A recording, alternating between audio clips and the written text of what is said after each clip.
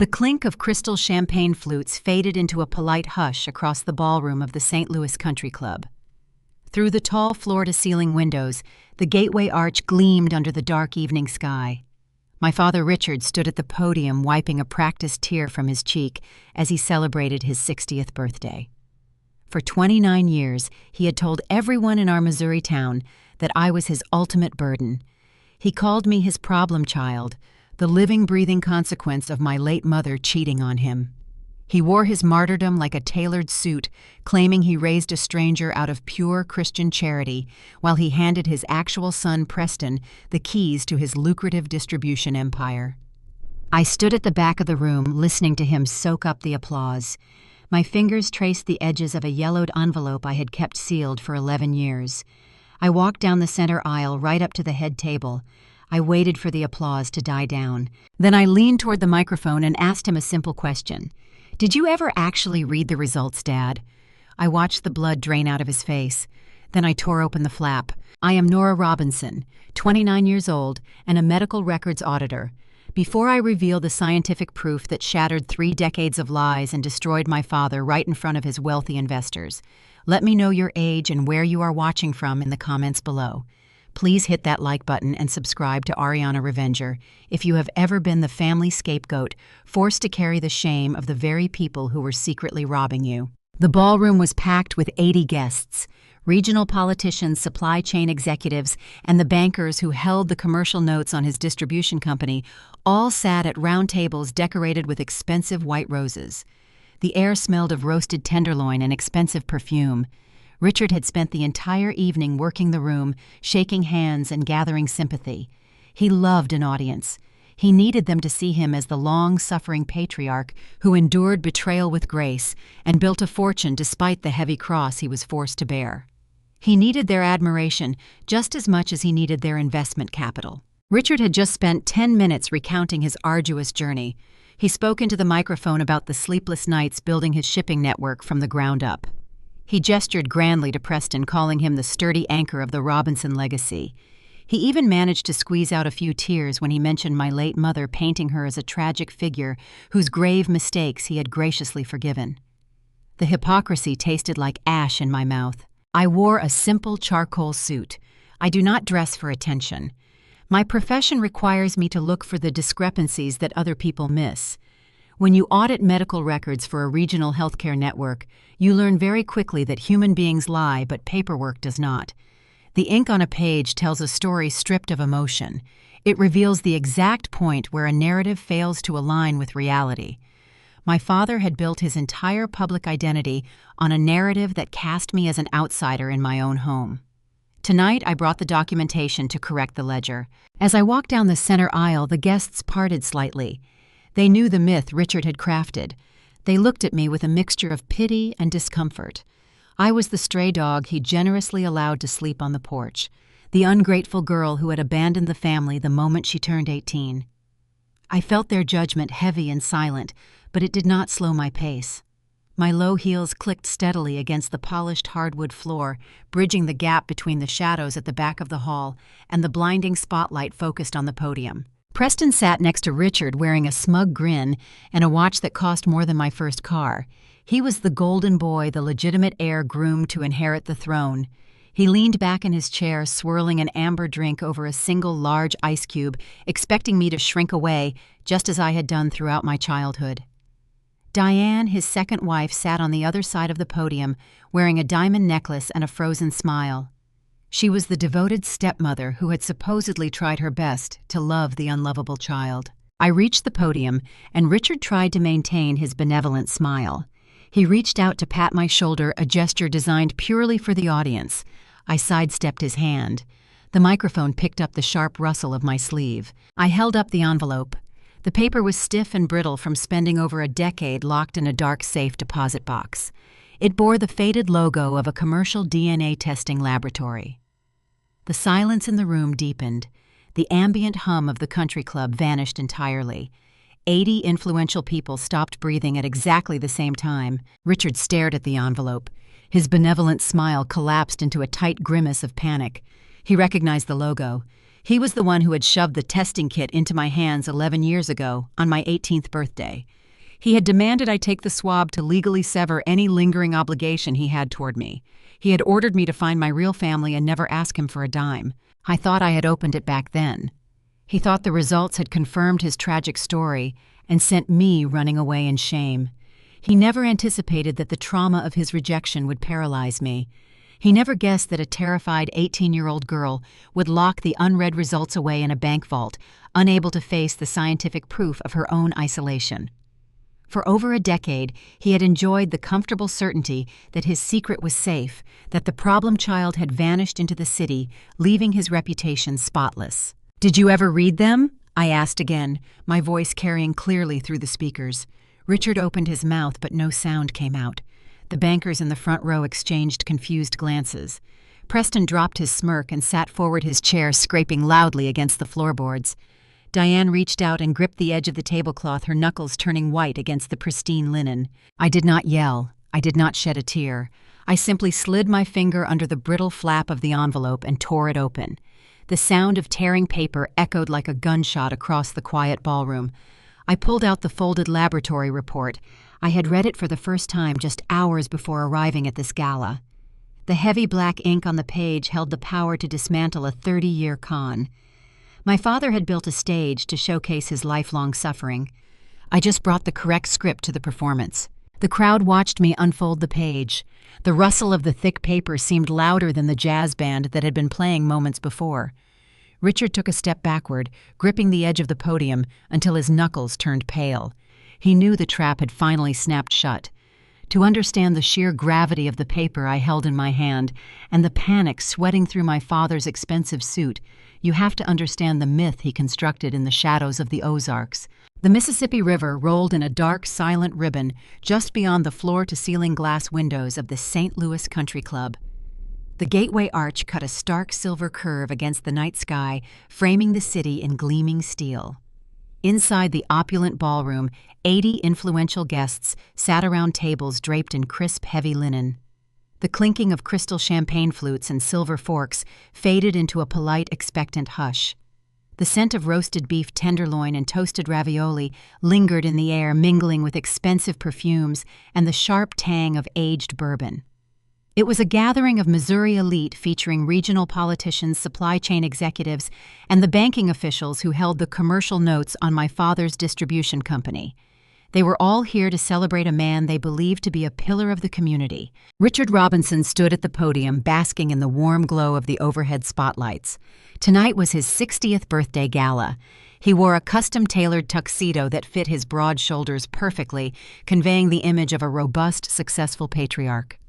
He gripped the edges of the wooden podium and bowed his head, projecting an aura of profound, humble gratitude. He was a master of the room. He knew exactly how long to pause to let the silence work in his favor. He understood the theatrical mechanics of generating sympathy, and he played the audience with the skill of a seasoned conductor. For 29 years, my father had spun a very specific tale to anyone who would listen in this town. He told his business partners, his country club associates, and his church congregation that I was a problem child. He painted me as the dark, shameful consequence of my late mother's infidelity. He wore his martyrdom like a badge of honor.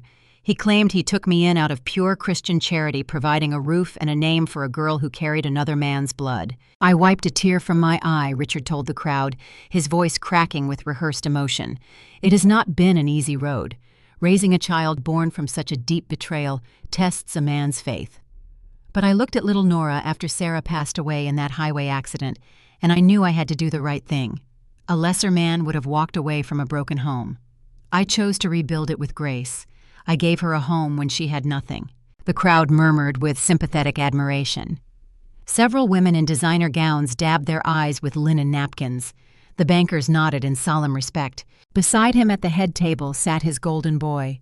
Preston leaned back in a high-backed mahogany chair, swirling an amber drink over a single large cube of ice. Preston was groomed from birth to inherit Richard's lucrative distribution network. He wore a smug, satisfied grin and a watch that cost more than my entire college education. He was the legitimate heir, the flawless son who could do no wrong. Diane sat on the other side of the podium. Richard's second wife wore a heavy diamond necklace that caught the chandelier light every time she breathed. She maintained a frozen, practiced smile, playing the role of the devoted stepmother who had supposedly tried her best to love the unlovable stray. She nodded along to his speech, a silent co-conspirator in the grand illusion. I stood at the back of the ballroom near the heavy oak doors, watching him soak up their reverence. I am Nora Robinson. I am 29 years old. I work as a medical records auditor for a regional healthcare network. My job is to find the discrepancy in the ledger. When a hospital administrator alters a chart to hide a mistake, I follow the ink. I hunt for the spaces where the narrative fails to align with the math. People lie constantly to protect their interests, but documentation never lies. A forged record always leaves a trail. My father had built his entire public identity on a narrative that cast me as an outsider in my own home. Tonight I brought the documentation to correct the ledger. I wore a simple charcoal suit contrasting sharply with the sequined gowns and tuxedos filling the room. I do not dress for attention.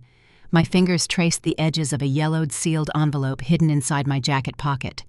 The paper was stiff and brittle. It carried the faded blue logo of a commercial genetics laboratory.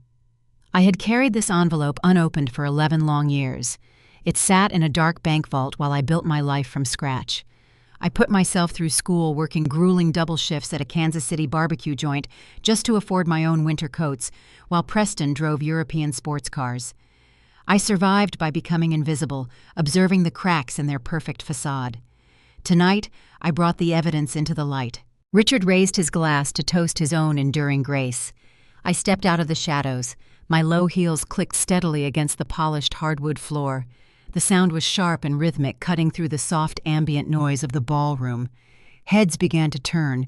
The guests seated at the back tables parted slightly their faces, registering a mixture of pity and discomfort. They knew the myth Richard had crafted. They looked at me as the ungrateful girl who abandoned her savior the moment she turned 18. I kept my posture rigid and my gaze fixed entirely on the man at the podium. I did not shrink under their collective judgment. The long walk down the center aisle felt like traversing a canyon. Preston noticed me first. His smug grin faltered, replaced by a flash of genuine annoyance. He sat forward, placing his drink heavily on the table. Diane tightened her grip on the tablecloth, her knuckles turning stark white against the fabric. She leaned toward Richard, whispering something urgent under her breath. I reached the head table just as Richard lowered his glass. He saw me, and his benevolent smile tightened into a grimace. He reached out to pat my shoulder, a gesture designed purely to show the audience his boundless capacity for forgiveness. I sidestepped his hand. The microphone picked up the sharp rustle of my sleeve brushing against the wood. The jazz band in the corner had stopped playing. The silence in the room deepened, turning fragile and tense. I leaned toward the microphone. I did not shout. I kept my voice quiet, even and clinical. "Did you ever actually read the results, Dad?" The words echoed out over the speakers, washing over the 80 guests. The blood drained from Richard's face in a single terrifying rush. He turned the color of ash. He stared at the yellowed envelope I pulled from my jacket. He recognized the laboratory logo immediately. He was the one who had shoved the testing kit into my hands 11 years ago on my 18th birthday, ordering me to find my real family. He thought I had opened it back then. He thought the results had confirmed his tragic story and sent me running away in shame. He never anticipated that I would lock the unread results away, unable to face the scientific proof of my own isolation. For over a decade, he had enjoyed the comfortable certainty that his secret was safe. He thought the problem child had vanished into the city, leaving his reputation spotless. I held the envelope up under the warm stage lights. I slid my finger under the brittle flap. I tore it open. The sound of ripping paper cracked like a whip across the silent room. If you have ever been the scapegoat in a family that used your shame to hide their own crimes, you belong here. This is not a story about screaming matches or throwing drinks. It is about letting a liar build his own elaborate stage before you walk up and pull the trapdoor out from under his feet. Welcome to Hidden Family Revenge. Drop your city in the comments below. Hit subscribe and watch me audit a toxic patriarch using the exact paperwork he tried to use to destroy me. To understand the true weight of the envelope I held in my hand and the panic sweating through my father's expensive suit, you have to understand the myth he constructed in the shadows of the Ozarks. You have to rewind 11 years to see the soil where this particular poison grew. Growing up in the Robinson household, my role was explicitly defined from the very beginning. I was not a daughter. I was a designated burden. I was the dark stain on an otherwise pristine family portrait. My mother, Sarah, died in a horrific highway accident on Interstate 44 when I was only 5 years old. The trauma of losing a parent at that age fractures a child, but Richard did not offer comfort or stability. Instead, he used her sudden death as an opportunity to rewrite history. Within a month of her funeral, Richard began weaving a very specific narrative throughout our community. He started telling neighbors and church members that Sarah had been living a double life. He claimed he discovered her infidelity while sorting through her belongings. The cornerstone of this new narrative was me. He told everyone who would listen that I was the undeniable product of her cheating. I was the living, breathing evidence of a broken vow. He did not kick me out of the house immediately. That would have ruined his performance. He kept me under his roof to showcase his boundless Christian charity. He wanted the town to see a man noble enough to raise another man's bastard child. But inside the walls of our sprawling suburban home, I was relegated entirely to the background. I was a ghost occupying the spare room. My older brother Preston experienced a completely different reality. Preston was the golden boy. He was the legitimate heir, the flawless son, being meticulously groomed to inherit Richard's lucrative distribution company. Preston received private tutoring, expensive sports gear, and a brand new car on his 16th birthday. The refrigerator door was plastered with his achievements. I was expected to exist in a state of perpetual gratitude simply because I had a roof over my head. I wore Preston's oversized hand-me-downs. While my brother spent his weekends at the country club, I worked grueling after-school shifts at a busy Kansas City barbecue joint. I wiped down greasy tables and hauled heavy trays of burnt ends and ribs just to afford my own winter coats and school supplies. Richard never paid for a single extracurricular activity. He viewed any expenditure on my behalf as a gross misallocation of his capital. His cruelty was never loud or physical. You cannot report a man for the violence of omission. His abuse was entirely bureaucratic. I remember the day the photographer came to take the annual family portrait for the company holiday card. The entire living room was arranged with perfect lighting. Richard, Diane, and Preston wore matching cream-colored sweaters. I walked into the room dressed in my best clothes, hoping to stand on the edge of the frame. Richard looked at me with a cold, blank expression. "Nora," he said, his tone perfectly level. "We need this shot to focus on the core management team for the business. Why do you not run upstairs and make sure your room is tidy?" I turned around and walked up the stairs. I heard the shutter click and the bright flash of the camera illuminating the hall behind me. I was excluded from the photos. My name was routinely left off vacation itineraries. When they flew to Florida or ski resorts in Colorado, I stayed behind in Missouri, assigned to watch the house and feed the dog. The most painful moments occurred when Richard hosted his supply chain partners for dinner. I was required to serve the appetizers and clear the plates. He would gesture toward me with his wine glass and introduce me to his wealthy guests. "This is Nora," he would say, smiling benevolently at the men in suits. "She is the kid I took in after my late wife passed. We try to do our part to help those less fortunate." The guests would nod, looking at me with a mixture of pity and admiration for my father's generosity. I stood there holding a tray of empty glasses, swallowing the humiliation. I learned very early that protesting only validated his narrative. If I cried or argued, I was being dramatic. I was acting out because of my troubled origins. So I stopped crying. I stopped reacting to the calculated slights. Instead, I started paying very close attention. When you are rendered invisible in your own home, you become an exceptional observer. You see the mechanics of the household operating beneath the polished surface. I learned to read the fine print of my environment. I noticed that the narrative Richard sold to the public did not always match the private ledgers. I saw the way he shifted blame and altered facts to ensure he always appeared flawless. This environment trained me for my future career. I became a medical records auditor because I realized long before I reached high school that human beings lie constantly to protect their interests. They spin tales to cover their mistakes and guard their reputations. But documentation does not lie.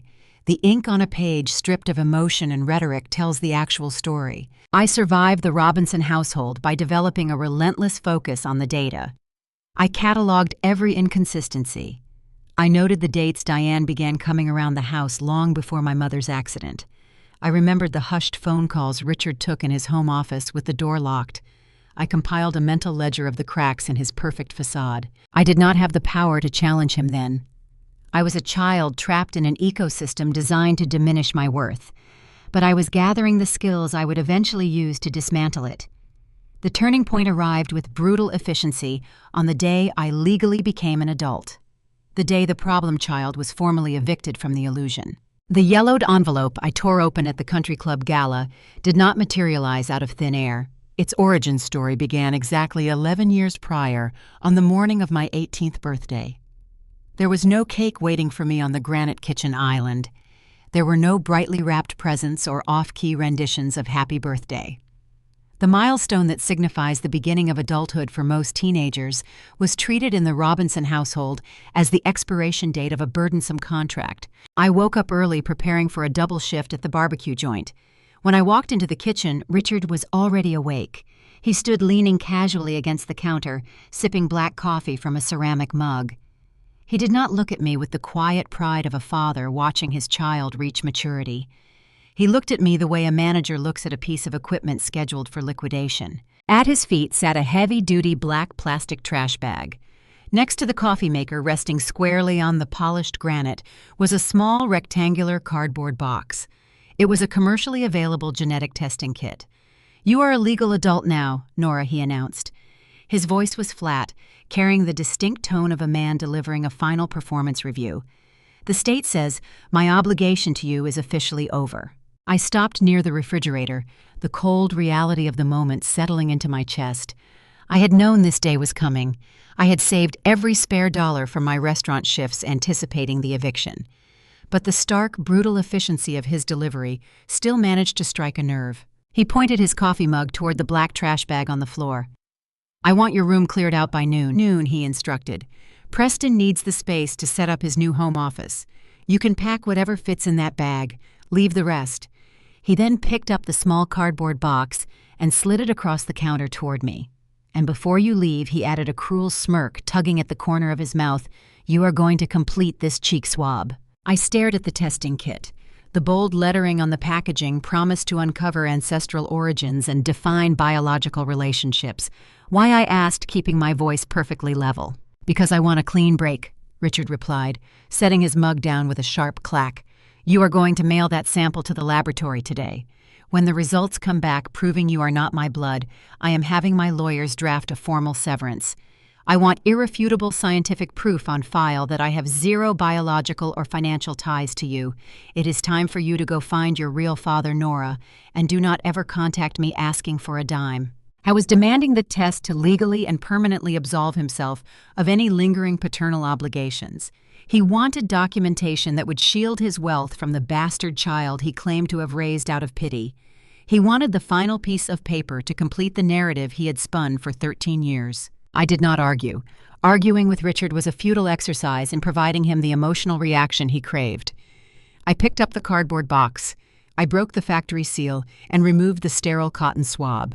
Standing right there in his pristine kitchen under his watchful gaze, I swabbed the inside of my cheek.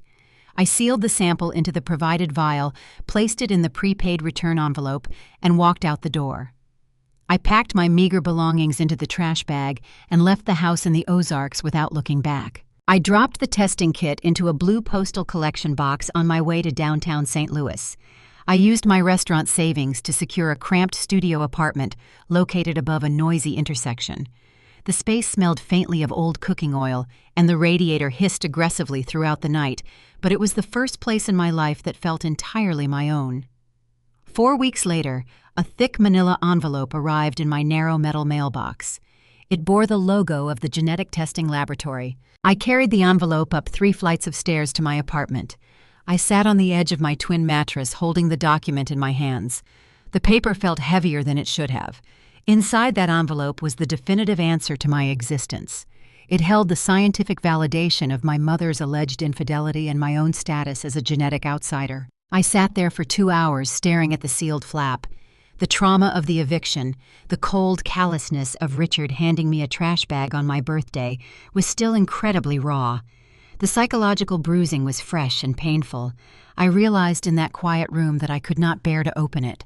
If I opened the envelope and read the words confirming I shared zero DNA with the man who raised me, it would finalize the rejection. It would provide the ultimate proof that I truly belonged to no one, that I was a random anomaly, a mistake floating untethered in the world.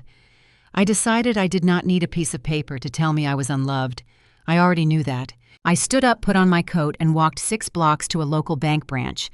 I opened a small safe deposit box, paying the annual fee in cash. I placed the unopened laboratory results inside the metal container, locked it, and walked away. The envelope sat in the dark vault for 11 years. It became a kind of Schrodinger's cat of my identity. As long as the seal remained unbroken, the truth existed in a state of suspended animation. I built my entire adult life without needing to know the contents. The absence of family forced a relentless focus on survival. I enrolled in night classes at a community college, paying my tuition by working as a billing clerk at a local clinic. I transferred to a state university and earned a degree in health information management. I climbed the corporate ladder at a massive regional healthcare network, transitioning from a clerk to an auditor. My daily routine became an exercise in extreme precision. I spent my days reviewing thousands of pages of medical charts, identifying fraudulent billing codes, and ensuring strict compliance with federal regulations. I created a quiet, highly structured world governed by logic and verifiable facts. I purchased a reliable sedan. I moved into a comfortable one-bedroom apartment with large windows and a view of the river. I constructed a fortress of competence and stability where Richard's chaotic cruelty could no longer reach me. The noise of the Robinson family faded into a distant, unpleasant memory. I did not track their business expansions or attend their social events. I existed in a parallel universe entirely separate from their wealth and their lies. I was thriving. I was 29 years old, financially secure, and completely estranged from the toxic ecosystem that had defined my childhood. The sealed envelope in the bank vault was a dormant relic of a past I had successfully escaped. Then the fortress walls cracked. The peace I had painstakingly engineered over 11 years shattered on a Tuesday morning with a frantic, unexpected voicemail.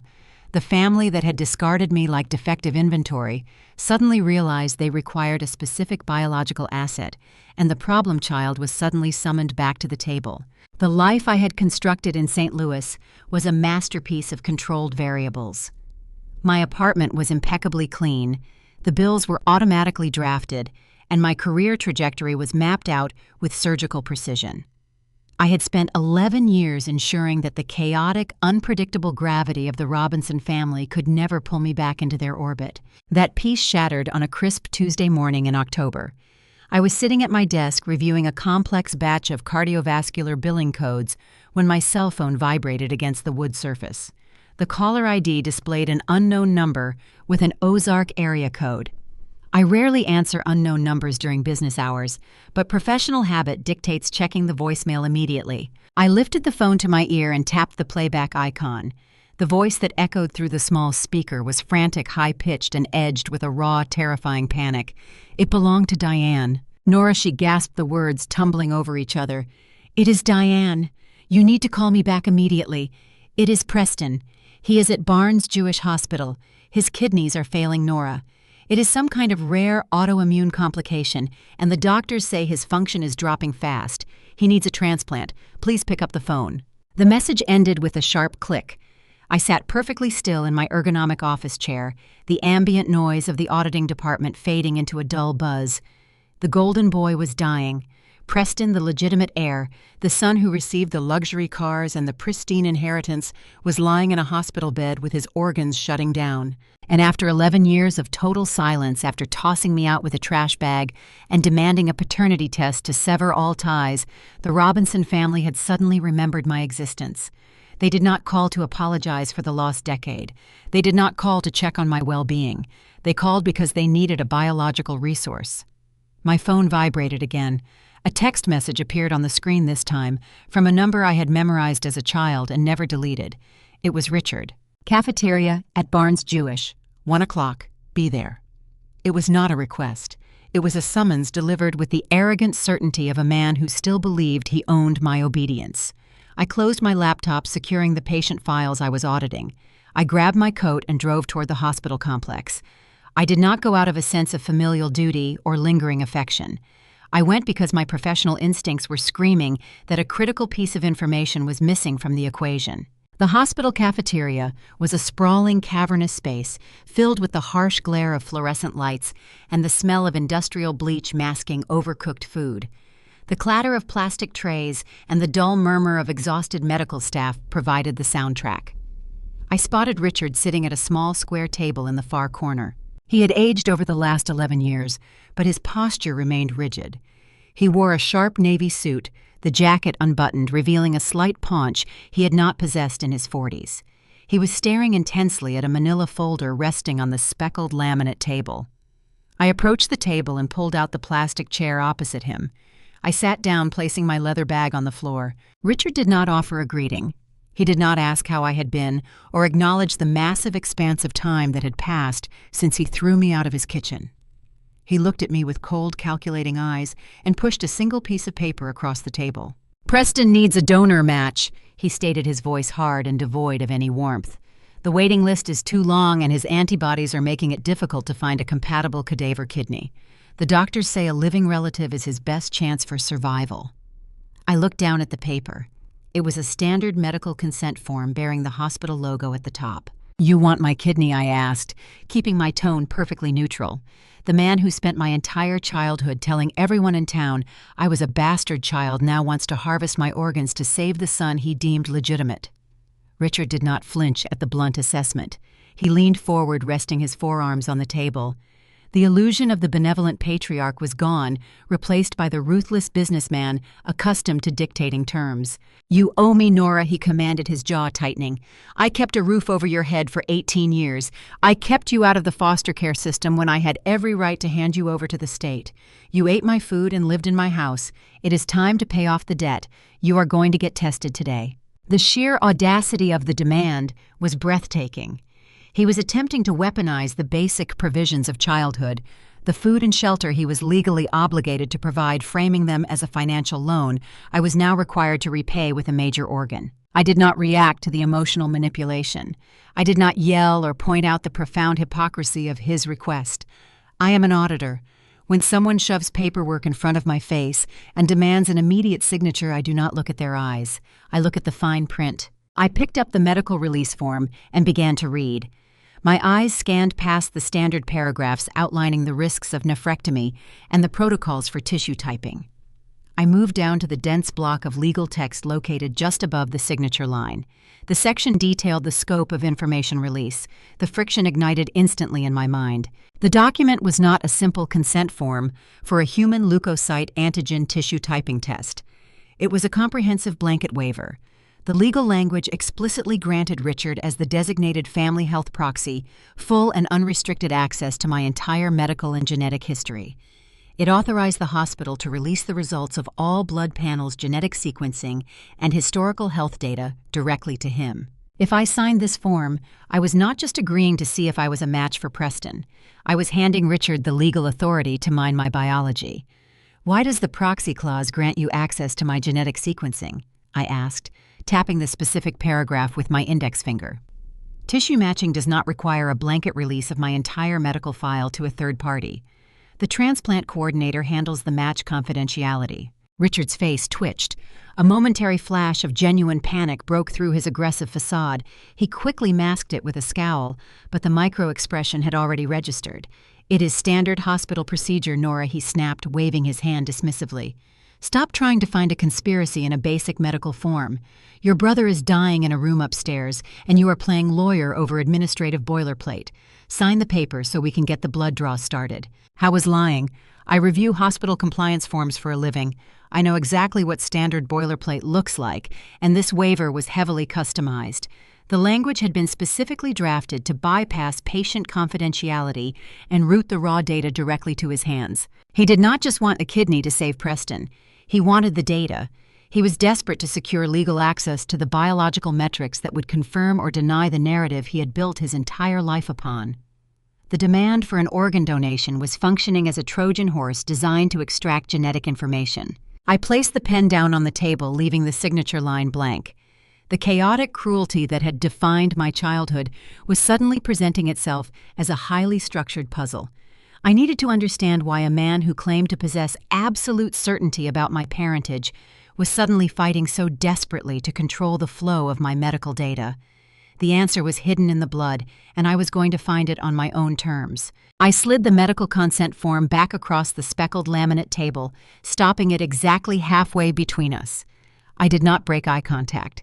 "I will handle my own testing directly with the transplant coordinator," I informed him, my voice remaining perfectly level. "There is no logistical or medical reason for you to possess my genetic data. If I am a viable match, the surgical team will notify you." The reaction was explosive. Richard's face flushed a deep, mottled crimson. The sudden, irrational panic I had glimpsed moments earlier boiled over into visible fury. He slammed his open palm down onto the cafeteria table with shocking force. The impact caused the half-empty coffee cups to rattle sharply against their saucers. Several nurses at a nearby table turned their heads to look. "You will sign this document today, Nora," he hissed, leaning across the table until his face was inches from mine. "You do not get to dictate terms here. You are going to authorize this release, and you are going to get your blood drawn right now." I was trying to use physical intimidation to force compliance. It was a tactic that had worked flawlessly when I was a terrified teenager living under his roof.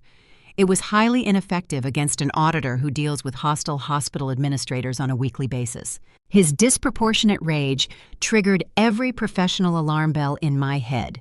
In the field of healthcare auditing, when an individual fights with desperate, ferocious intensity to control the flow of specific information, it invariably means they are hiding a critical discrepancy.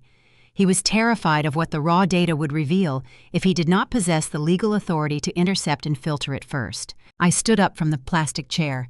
I picked up my leather bag and slung the strap over my shoulder. "You do not control the workflow anymore, Richard," I stated calmly, looking down at the man who suddenly looked much older than his 60 years. "I will contact the donor registry on my own schedule." I turned and walked away from the table, leaving him fuming amid the clatter of the cafeteria. I did not leave the hospital building. I navigated the labyrinthine corridors until I reached the specialized transplant unit located on the 4th floor. I approached the reception desk and requested to speak directly with the clinical coordinator assigned to Preston Robinson's case. The coordinator was a brisk, efficient woman named Sarah, wearing navy blue scrubs and a lanyard heavy with security badges. She ushered me into a small private consultation room. I introduced myself as Preston's sister and explained that I was willing to undergo the preliminary human leukocyte antigen tissue typing to determine if I was a suitable living donor. I clarified that I wished to process the paperwork independently, maintaining strict patient confidentiality. Sarah nodded sympathetically, opening a thick medical file on her desk. "That is completely understandable, Nora," she said, her tone reassuring. "Living donation is a significant decision. We manage the process discreetly to prevent any familial pressure. We will need to draw a few vials of blood to check for basic compatibility before moving on to the more extensive genetic cross-matching." I pulled out a notepad and began to ask targeted questions about the specific protocols and the statistical probability of sibling compatibility. I needed to understand the exact parameters of the testing procedure. "Typically, siblings have a 25% chance of being an exact match," Sarah explained, clicking her pen against the desk. "We look at 6 specific antigen markers inherited from the parents. Of course, the very first hurdle is basic blood type compatibility." She glanced down at the open file on her desk, reviewing the primary intake data. "Preston has a somewhat challenging blood type for matching," she mentioned, offhandedly scanning the top sheet. "He is AB negative. It narrows the potential donor pool significantly. If you are O negative or A negative, the initial screen looks promising." The air in the small consultation room seemed to vanish. I stopped writing. The pen hovered motionless over the notepad. A profound cold stillness spread outward from my chest, freezing the blood in my veins. I stared at the coordinator. The medical information she had just delivered with casual professional detachment collided violently with the historical data stored in my memory. I grew up managing the bureaucratic detritus of the Robinson household. I filed the insurance claims and organized the medical records. I knew the physiological metrics of my family with clinical precision. My late mother, Sarah, was O negative. I knew this as an absolute fact. I possessed a physical copy of her death certificate and the accompanying autopsy report in my personal archives. Her blood type was documented multiple times. Richard was a positive. I knew this because he proudly carried a donor card in his wallet and frequently bragged about donating blood during corporate charity drives. The biological math failed instantly. The genetic equation collapsed upon itself, creating an impossible outcome. I am an auditor. I understand the rigid, inflexible rules of biology. A mother with type O blood can only pass an O allele to her offspring. A father with type A blood can pass either an A allele or an O allele. Therefore, two parents with O and A blood types can only produce children who are either type A or type O. It is scientifically impossible for an O mother and an A father to produce a child with type AB blood. The presence of the B antigen requires a genetic contribution from at least one parent possessing either type B or type AB blood. The conclusion was stark, undeniable, and absolutely catastrophic to the narrative that had defined my entire existence. Preston Robinson could not possibly be my mother's biological son. I thanked the coordinator, mechanically gathered my notepad, and walked out of the consultation room. I moved through the hospital corridors like a ghost, barely registering the doctors and patients passing by. The noise of the busy medical center faded into a low, meaningless hum. I reached the concrete parking garage and located my sedan. I unlocked the door, slid into the driver's seat, and gripped the steering wheel tightly. The afternoon sun glinted off the steel curve of the gateway arch, visible in the distance across the city skyline. I sat alone in the vehicle and allowed the shock to fully settle into my bones. For 29 years, Richard had waged a relentless psychological campaign against me. He told the entire town that I was the living embodiment of a betrayal. He claimed I was the bastard child, the heavy burden he generously carried out of the goodness of his heart. He used that narrative to justify his cruelty, his neglect, and his total exclusion of me from the family structure. He crowned Preston the golden boy, the legitimate heir, the flawless son who deserved the wealth and the affection. The entire narrative was inverted. The story was a massive, elaborate projection. I was not the outsider holding the tainted blood. Preston was the imposter. Preston was the child born of an affair holding the impossible B antigen that proved his true lineage. Richard had taken his own infidelity, his own illegitimate son, and seamlessly projected the shame onto his dead wife. He used my mother's tragic death as a shield to hide his bastard child in plain sight, while punishing me for the sins he committed himself. The revelation did not bring a sense of vindication. It brought a terrifying, profound anger.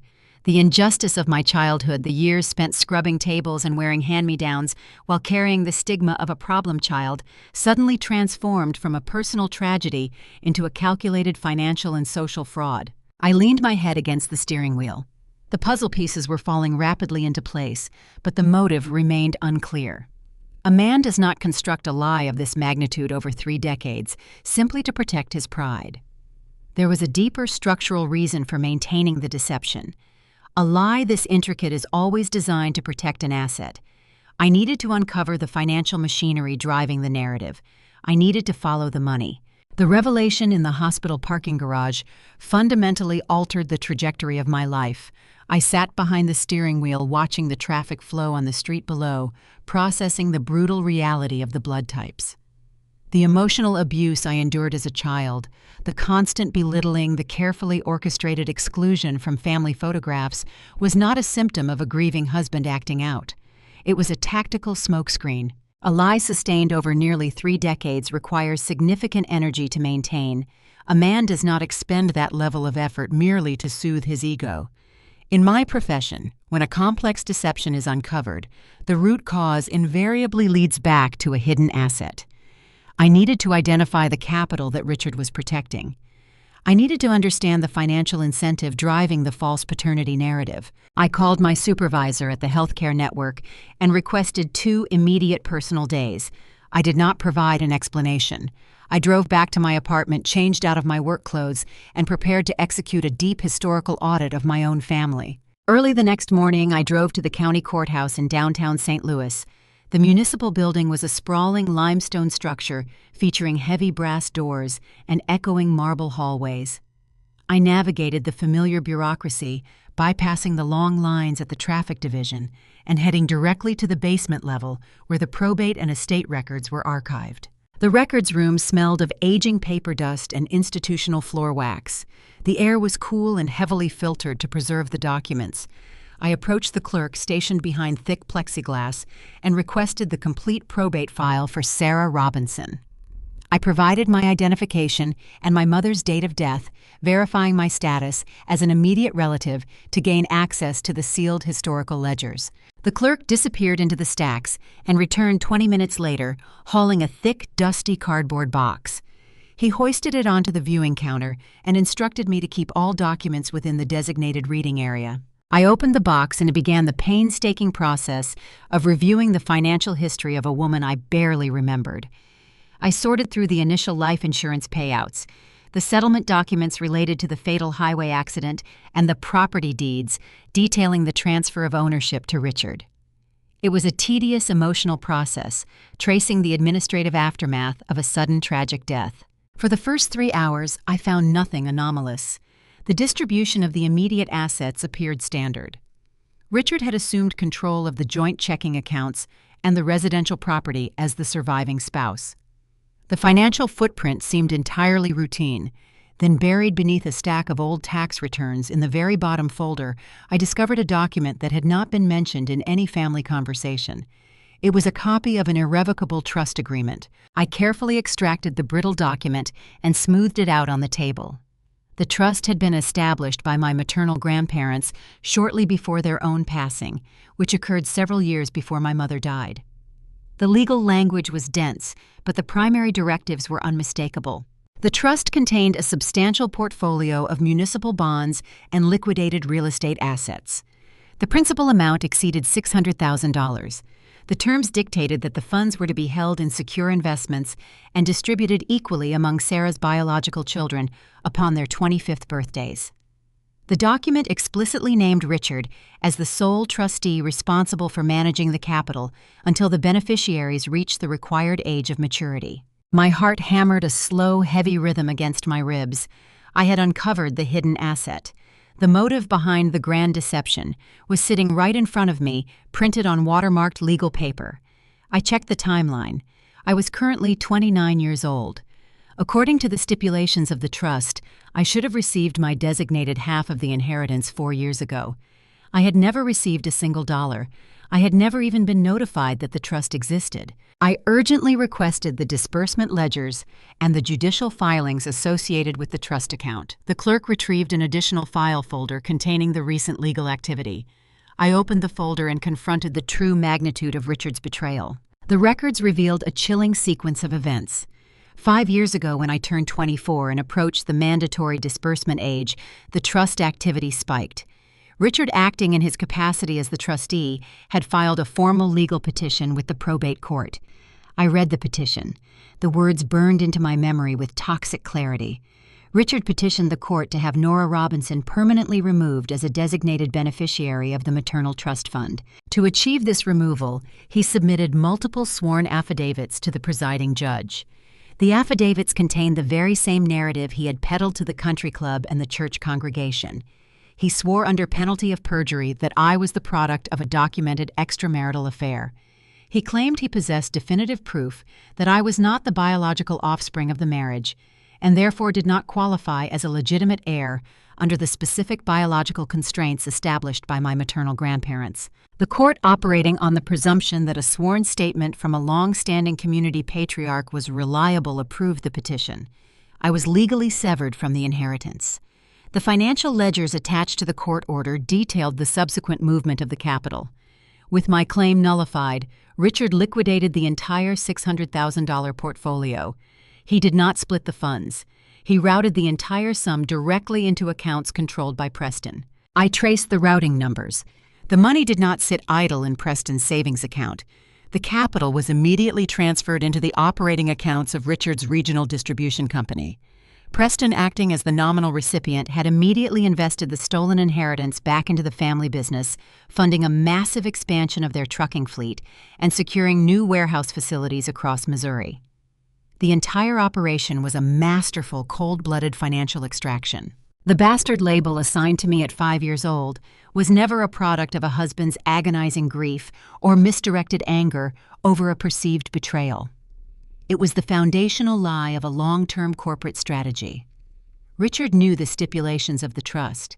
He knew that sharing the inheritance meant giving up hundreds of thousands of dollars to a daughter he despised. He decided to steal my legacy by systematically destroying my mother's reputation. He projected his own infidelity onto his dead wife, allowing him to simultaneously hide his actual illegitimate son and legally drain the maternal wealth to fund his business empire. He turned my childhood into a psychological prison simply to consolidate his cash flow. I sat at the viewing counter surrounded by the dusty archives, holding the undeniable proof of his crime. The pieces of the puzzle locked together with devastating precision. The illegitimate daughter was the true heir, the golden son was the actual bastard, and the benevolent Christian father was a calculating thief who embezzled over $500,000 by executing a character assassination on a woman who could no longer defend herself. The anger I felt was no longer a hot, chaotic emotion. It was a cold, refined instrument. I carefully requested certified stamped copies of the entire trust document, the fraudulent petition, the sworn affidavits, and the disbursement ledgers. I paid the clerk and placed the heavy stack of certified evidence into my briefcase. I had located the stolen asset. I had uncovered the motive. But the legal foundation of Richard's entire scheme rested on the sworn assertion that I was not his biological daughter. He used that claim to manipulate the probate court and steal the inheritance. I needed to demolish the core premise of his perjury.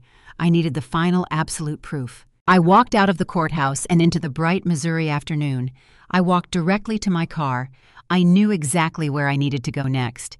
The long, dormant Schrodinger's cat locked away in the dark was finally going to be opened. The realization hit me with the force of a speeding freight train as I sat in my parked sedan outside the county courthouse. I gripped the leather steering wheel, letting the engine idle while the scattered puzzle pieces of my childhood locked into a single devastating picture. Richard did not keep me in his house out of a misplaced sense of duty or lingering guilt. He kept me there to maintain unhindered administrative control over my maternal trust fund. If he had surrendered me to the state foster care system when I was 5 years old, a court-appointed guardian would have been assigned to monitor my welfare. A state advocate would have audited my late mother's estate, locating the $600,000 immediately. The probate judge would have removed Richard from his position as the sole trustee to prevent a conflict of interest. By keeping me hidden in the spare bedroom, he ensured no outside agency ever looked into my financial standing. He constructed a domestic prison masquerading as grace. His daily emotional cruelty was not a byproduct of his grief. It was the deliberate mechanism of his theft. He needed me to feel worthless, so I would never develop the confidence to ask questions about my mother's legacy. I shifted the car into drive and merged onto the busy downtown streets of St. Louis. The afternoon sun reflected off the muddy currents of the Mississippi River, but my focus remained entirely internal. I navigated the familiar traffic patterns, relying on muscle memory.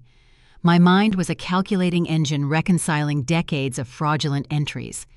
Every time Richard introduced me to his country club associates as the kid he took in, he was depositing social capital into his own account while simultaneously draining my actual inheritance. I arrived at my local bank branch just before the lobby closed for the day. I walked through the heavy glass doors, bypassing the teller lines and stepping directly toward the secure vault area. I presented my identification to the manager, requesting immediate access to my safe deposit box. She verified my signature and guided me through the thick steel doorway into the temperature-controlled room. The air inside smelled of ozone and aged currency, a sterile environment built specifically for preservation. We performed the dual key turn. The metal lock clicked, echoing sharply in the quiet space. The manager pulled the long rectangular tin from its slot, handed it to me, and retreated to give me privacy. I carried the tin to a small viewing booth illuminated by a single overhead fluorescent bulb. I sat down at the narrow desk and lifted the lid. The box contained my passport, my birth certificate, and a few sparse mementos I had managed to smuggle out of the Robinson house. Resting at the very bottom was the yellowed envelope. It bore the faded blue insignia of the Commercial Genetics Laboratory. This was the exact envelope that had arrived in my cramped apartment mailbox 11 years ago. I stared at the brittle paper. The memory of my 18th birthday surfaced vivid and sharp. I saw Richard leaning against the granite kitchen counter holding his coffee mug. I saw the black plastic trash bag resting at his feet, waiting for my sparse belongings. I remembered him swabbing his own cheek first, sealing his vial with a self-righteous smirk, before shoving a second sterile swab into my hand. He had wanted the comparative analysis on file ready to hand to his corporate lawyers the moment the results confirmed his tragic narrative. At 18, the fear of that confirmation had paralyzed me. The trauma of his rejection was so fresh I could not bear the thought of seeing scientific proof that I truly belonged to no one. At 29, the fear was gone. The frightened teenager had been replaced by an auditor who dismantles lies for a living. My hands did not shake. My breathing remained perfectly steady. I reached into my purse and retrieved a silver pen, using the clip to slide under the sealed flap of the envelope. I sliced it open. The sound of the dry, adhesive tearing filled the tiny viewing booth. I slid the official laboratory report out of the casing. The paper was rigid and formal. It consisted of 3 stapled pages detailing the chromosomal analysis. I did not waste time reading the dense paragraphs explaining the testing methodology or the genetic loci markers. I bypassed the scientific jargon and flipped directly to the final page where the definitive conclusion was printed in bold black ink. The text jumped off the page. Probability of paternity, 99.9%. Below that figure, a single declarative sentence summarized the findings. Richard Robinson cannot be excluded as the biological father of Nora Robinson. I sat in the sterile banking booth and stared at the numbers. The ink did not smudge or change. The mathematics of my biology were indisputable. Richard Robinson was my biological father. The grief that had anchored my childhood, the heavy, oppressive shame of being an unwanted outsider, solidified instantly into a cold, unbreakable purpose. The narrative he had sold to the entire state of Missouri was a structural fabrication. Every time he called me a problem child, he was looking directly at his own flesh and blood. Every time he cropped me out of a family photograph or forced me to wear Preston's oversized hand-me-downs, he knew exactly who I was. He did not reject me because I was the product of an affair. He rejected me because throwing me away was the required prerequisite for stealing my money. He had seen these results. The laboratory had mailed a duplicate copy directly to his home address 11 years ago. He knew the truth on the very day he kicked me out. He opened his own envelope, read the 99.9% probability, and chose to maintain the lie anyway. He looked at the scientific proof of his own paternity and chose the $600,000 instead. He decided that his public martyrdom and his trucking fleet were worth more than his own daughter. I did not cry. There were no tears left to shed for a man who operated with such calculating malice. The pain of the past evaporated, leaving behind a pristine, terrifying clarity. The long, miserable chapter of being the Robinson family scapegoat was officially over. The era of unquestionable, undeniable proof was about to begin. I folded the laboratory report and placed it into my leather presentation folder, resting it carefully next to the certified probate ledgers I had retrieved from the courthouse. The evidence was stacking up neatly, transforming my briefcase into a loaded weapon. I locked the empty tin, returned it to the vault manager, and walked out of the bank into the fading evening light. The streets of St. Louis were glowing with the amber hues of rush-hour traffic. I stood on the sidewalk, letting the cool air hit my face. My mind was already moving past the paternity test toward the next logical discrepancy. If Richard was my true biological father, and the blood type incompatibility proved that Preston could not possibly be my late mother's son, then a vast gap remained in the ledger. I needed to identify the exact origin of the golden boy. I needed to know whose DNA Preston carried. A lie of this magnitude required multiple participants to sustain it. To execute a flawless audit, you must track every fraudulent transaction back to its source. I reached into my pocket for my phone. The next phase of the investigation required a different kind of genetic testing. I needed to map the entire family tree and find the exact branch where Richard had grafted his bastard son. I drove back to my apartment, leaving the limestone facade of the county courthouse far behind me. The certified probate ledgers and the yellowed paternity report rested on the passenger seat of my sedan. The documents represented a seismic shift in my understanding of the past, but they were only 2 points on a much larger graph. I had successfully proven my own origins and uncovered the financial motive behind my father's elaborate deception. I knew why Richard had erased me. I knew he was protecting a stolen trust fund. Yet a glaring variable remained unaccounted for in the ledger. The medical data I obtained from the transplant coordinator proved that Preston carried an AB negative blood type. That physiological fact made it biologically impossible for him to be the offspring of my late mother. If Preston was not my mother's son, I needed to know his true origin. A lie spanning 29 years requires a solid foundation to survive the scrutiny of a wealthy social circle. Richard did not just invent a son out of thin air. He brought a specific child into our home and elevated him to the status of a golden heir. I needed the complete genetic picture before I could strike. I parked my car and carried my leather briefcase up to my apartment. I set the documents on my kitchen island and opened my laptop. In the field of medical auditing, you do not make accusations based on circumstantial evidence or blood type probability alone. You build an airtight case using primary source data. I needed raw genetic sequencing. I navigated to the website of a prominent commercial genealogy database. I ordered their most comprehensive DNA testing kit and selected the option for expedited overnight shipping. I paid the premium fee using my corporate credit card. The small, brightly colored box arrived on my doorstep the following afternoon.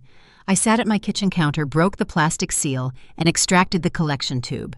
I had performed a similar ritual 11 years ago, under the cold, judgmental gaze of a man who wanted to discard me.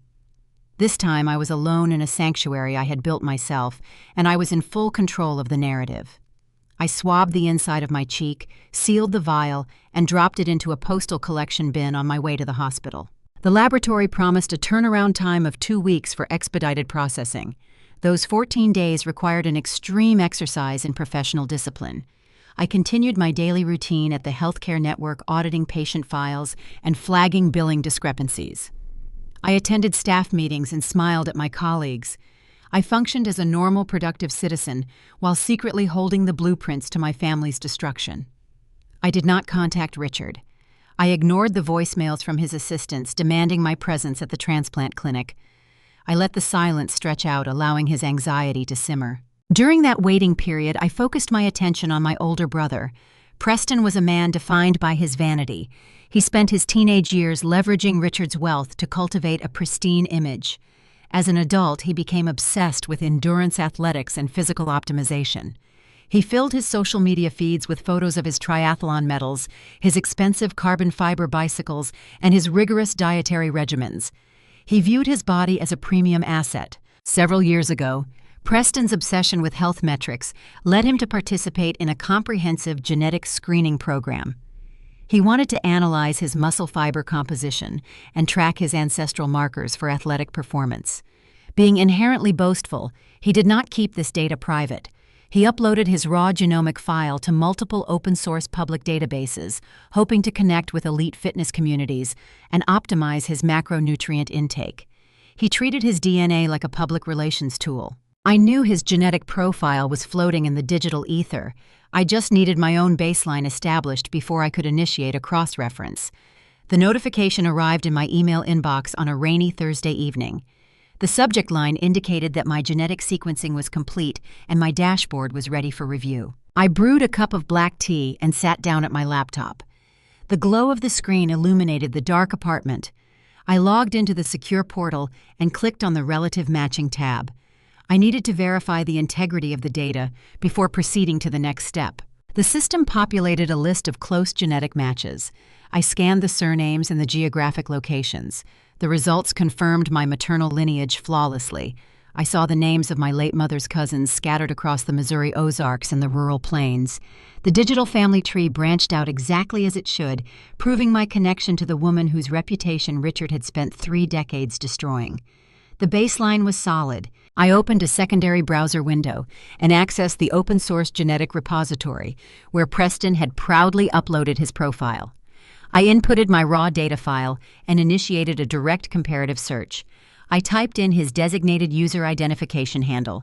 The search algorithm processed the request. A small loading icon spun on the screen for a few agonizing seconds.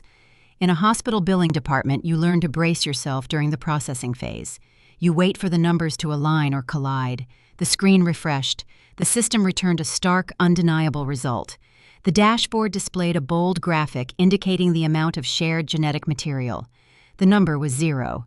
We shared 0 centimorgans across all measured chromosomes. I stared at the screen, letting the mathematical reality wash over me. Preston and I shared 0% DNA. We were not half-siblings. We were not related in any capacity whatsoever. We were genetic strangers who had simply shared the same residential address. The revelation was profound, but the logical sequence presented a stunning paradox. The certified laboratory report in my bank vault proved that Richard Robinson was my biological father. If Richard was my father, and Preston and I shared 0 DNA, then the biological math dictated an impossible truth.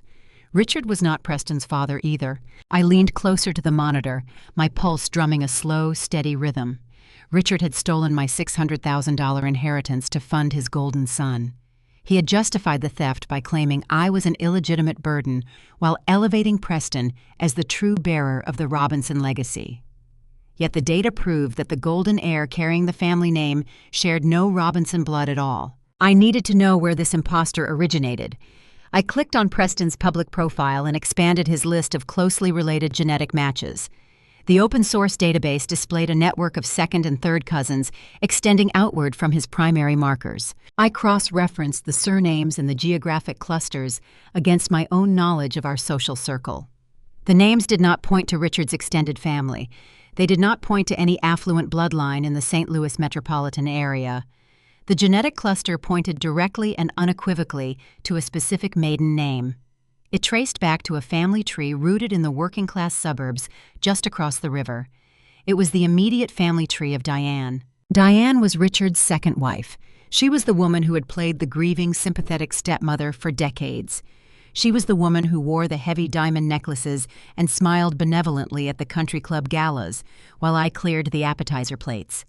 The timeline of my childhood snapped into brutal, sharp clarity. Richard was indeed the one having the affair. He was carrying on an illicit relationship with Diane while my mother Sarah was still alive. During that affair, Diane became pregnant. She gave birth to Preston. Richard, driven by his own ego and desperate to secure a male heir, assumed the child was the product of his virility. When my mother died in that tragic highway accident, Richard saw an opportunity to rewrite his history. He moved his mistress and her son into our home.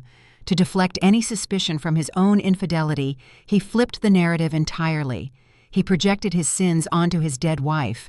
He branded his true biological daughter a bastard to cover his tracks, and he elevated the child of his mistress to the throne. He orchestrated a multi-million-dollar theft to legitimize a son he believed was his own. But the supreme irony of the deception glowed brightly on my laptop screen.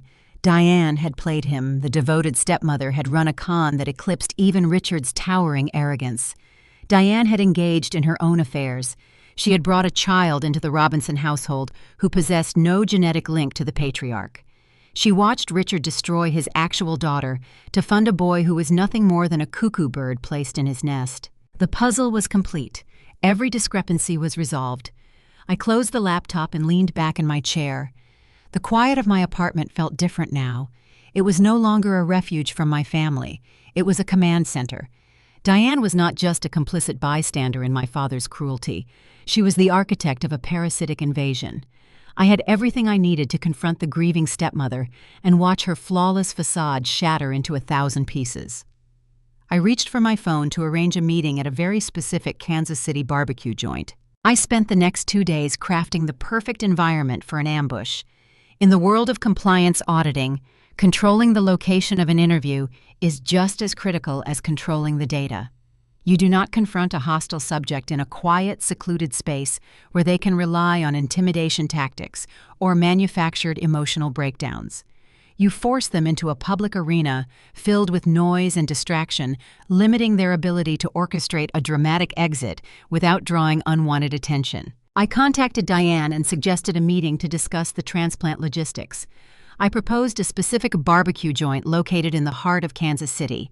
It was a notoriously loud establishment, famous for its burnt ends and its chaotic, bustling atmosphere. The air inside always smelled of hickory smoke and spilled beer.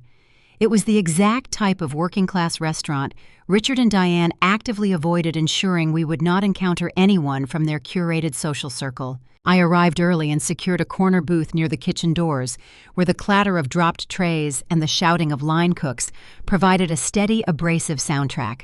I ordered a glass of unsweetened iced tea and waited. Diane walked through the front doors 10 minutes late. She looked utterly out of place navigating the crowded dining room in her tailored designer slacks and a silk blouse. A heavy diamond pendant rested against her collarbone. The jewelry represented a fraction of the $600,000 Richard had embezzled from my maternal trust. She spotted me in the back booth and hurried over, her face set in an expression of urgent matronly concern. She slid onto the vinyl bench across from me, pulling her expensive handbag tightly onto her lap. She did not bother with pleasantries. The facade of the devoted stepmother dropped, immediately replaced by the demanding tone of a woman accustomed to compliance. "We are running out of time." "Nora," she began, leaning forward. Her voice was sharp, pitched to cut through the ambient noise of the restaurant. "Preston's renal numbers dropped again yesterday. The nephrologist is talking about initiating emergency dialysis by the end of the month. You need to stop playing these petty bureaucratic games and submit the medical release form today." She adjusted her diamond pendant, a nervous habit I remembered from childhood. "I am trying to be patient with you because I know you have unresolved issues regarding your mother," she continued, adopting a patronizing tone. "But your poor stepson is fighting for his life in a hospital bed. You cannot let your stubborn pride condemn him." I took a slow, deliberate sip of my iced tea. I watched her perform the role she had perfected over 3 decades. She truly believed her own narrative. She operated under the assumption that she was the moral center of the family, the righteous savior who had stepped in to repair the damage caused by my mother's supposed betrayal. I set the glass down on the table, leaving a ring of condensation on the worn wood. "It is a terrible situation, Diane," I said, my voice perfectly level, contrasting with her rising panic. "The waiting list for a kidney is brutal. It is a genuine shame Preston and I are not a match." Diane frowned, her meticulously sculpted eyebrows drawing together. "What are you talking about?" she snapped. "You have not even taken the preliminary blood test yet. You have no idea if you are a match." I leaned across the table, closing the physical distance between us. I kept my gaze locked onto hers. "I spoke with the transplant coordinator at Barnes Jewish. I informed her, keeping my tone conversational. We discussed the specific protocols for sibling donation. The coordinator mentioned that Preston has a very challenging blood type, AB negative. I paused, letting the medical terminology hang in the air between us. The heavy scent of smoked meat from the kitchen seemed to amplify the sudden tension at our table. The doctors explained that an AB negative blood type requires a very specific genetic lineage. I continued, watching her eyes intently. My mother, Sarah, was O negative. Richard is a positive. I leaned back against the vinyl booth, folding my hands on the table. "The biological mathematics dictated an impossible outcome, Diane. It is scientifically impossible for an O mother and an A father to produce a child with type AB blood." Diane froze. The frantic energy that had propelled her into the diner vanished instantly. I delivered the final blow with surgical precision. "It is a good thing his biological mother is healthy and available to donate," I said quietly. "You should probably schedule your own tissue typing soon." Diane dropped her fork. The heavy metal utensil clattered loudly against her ceramic plate, the sharp sound cutting through the dull roar of the restaurant. The color drained from her face in a rapid, horrifying cascade. Her perfectly applied makeup suddenly looked like a mask painted onto a skull. She stared at me, her mouth slightly open but unable to form a coherent sound. The arrogant, demanding stepmother evaporated, leaving behind a woman paralyzed by the sudden exposure of a 30-year deception. She understood immediately that I possessed her deepest medical secret. The genetic impossibility of Preston's blood type dismantled the foundational lie of the Robinson family. Richard did not just have an affair with Diane. He did not simply bring a new wife into the home after my mother died. He had moved his mistress's illegitimate child into our house. To protect his own reputation and secure his wealth, he projected his own infidelity onto his dead wife. He branded his biological daughter a bastard to steal her inheritance and used the stolen capital to fund the bastard son he believed was his own. But the devastating reality etched onto Diane's terrified face confirmed the final twist of the knife. She had betrayed the betrayer. She brought a child into Richard's home, knowing the boy carried no Robinson DNA. She watched her husband destroy his legitimate daughter to finance a cuckoo bird she had placed in his nest. Diane stammered, attempting to string a sentence together. "Nora, you are confused." She managed, her voice trembling violently. "The hospital records must be flawed. You do not understand what you are saying. I do not deal in confusion." "Diane," I replied, my voice devoid of any emotion. "I deal in audits. I ran the commercial genealogy sequencing. Preston's DNA strongly matches your immediate family tree. He shares 0 genetic markers with me. Richard is not his father." The final strand of her defense snapped. She realized the scope of the data I held. The leverage she thought she possessed regarding Preston's illness was completely neutralized. She was exposed as the architect of a parasitic invasion. Diane did not attempt to argue the science. She grabbed her designer purse from her lap, her hands shaking so badly she nearly knocked over her water glass. She slid out of the booth without saying another word. She turned and fled the barbecue restaurant, her expensive heels clicking frantically against the grease-stained floorboards. She pushed through the heavy wooden doors and disappeared into the crowded Kansas City street, abandoning her meal and her dignity. I remained seated in the booth. I picked up the check the waitress had left on the table and paid for both of our drinks. The confrontation was successful. I had dismantled the stepmother's illusion and forced her to confront the reality of her own fraud. But Diane was a secondary target. She was the accomplice who exploited the patriarch's arrogance for her own gain. The true architect of the trauma, the man who had ordered my eviction and stolen my legacy, remained secure in his St. Louis mansion. I knew Diane would not keep this revelation to herself. Panic is a highly contagious contagion. She would immediately contact Richard and warn him that the problem child had acquired the biological data. The narrative he had spent decades cultivating was actively collapsing. I drove back across the state, monitoring the silent stretches of highway. A cornered animal is incredibly dangerous, and Richard Robinson had built an empire on ruthless intimidation. He would not surrender his reputation without a brutal fight. He would escalate the conflict, attempting to crush the threat before the truth reached his investors. I needed to prepare for the inevitable retaliation. The extortion attempt was coming, and I welcomed the collision. The fallout from the confrontation at the barbecue joint arrived with predictable speed. I returned to my quiet apartment in downtown St. Louis, poured a glass of ice water, and placed my phone face up on the kitchen counter. I did not have to wait long. Panic travels rapidly across state lines, especially when it threatens to dismantle a multi-million-dollar reputation. Diane had undoubtedly contacted Richard the moment she fled the restaurant. She would have delivered the terrifying news that the estranged daughter possessed the genetic sequencing data, proving Preston was not a Robinson. Richard realized instantly that the narrative he had carefully cultivated over 30 years was actively collapsing. His foundational lie, the myth of the benevolent martyr raising his dead wife's illegitimate child, was about to be exposed as a calculated financial fraud. A rational man might have attempted a strategic retreat. A smart executive might have initiated damage control, attempting to negotiate a quiet settlement behind closed doors to keep the scandal contained. But Richard Robinson was not a rational man when his authority was challenged. He was a tyrant accustomed to wielding power through brute force and intimidation. When cornered, he invariably resorted to his favorite weapon: fear. My cell phone buzzed violently against the granite countertop, vibrating with the incoming notification. The screen illuminated, displaying a lengthy text message from Richard. I did not open the message immediately. I watched the screen glow, waiting for the secondary attachments to process. A moment later, a PDF document arrived in the thread. I picked up the device and tapped the screen to read his transmission. The text message was a masterpiece of aggressive posturing. It was devoid of any familial warmth, consisting entirely of hard demands and explicit threats. He did not address the blood type discrepancy or the genetic data Diane had reported. He ignored the science entirely and attempted to bludgeon me into compliance. "You are going to report to the transplant clinic for marrow testing. By the end of this week, Nora," the message read, "you are going to sign the release forms and cooperate with the medical staff. If you refuse to fulfill your obligations to this family, I will unleash a legal nightmare that will bankrupt you." I read the next paragraph, tracing the familiar shape of his cruelty. "I spent hundreds of thousands of dollars feeding and housing you when I had no biological duty to do so," he typed, leaning heavily into his false martyrdom. If you turn your back on your brother now, I will file a civil suit for retroactive child support. I will sue you for every dime I spent raising a stranger's child under my roof. I have retained counsel, and the paperwork is ready to file." He ended the text with a final chilling directive.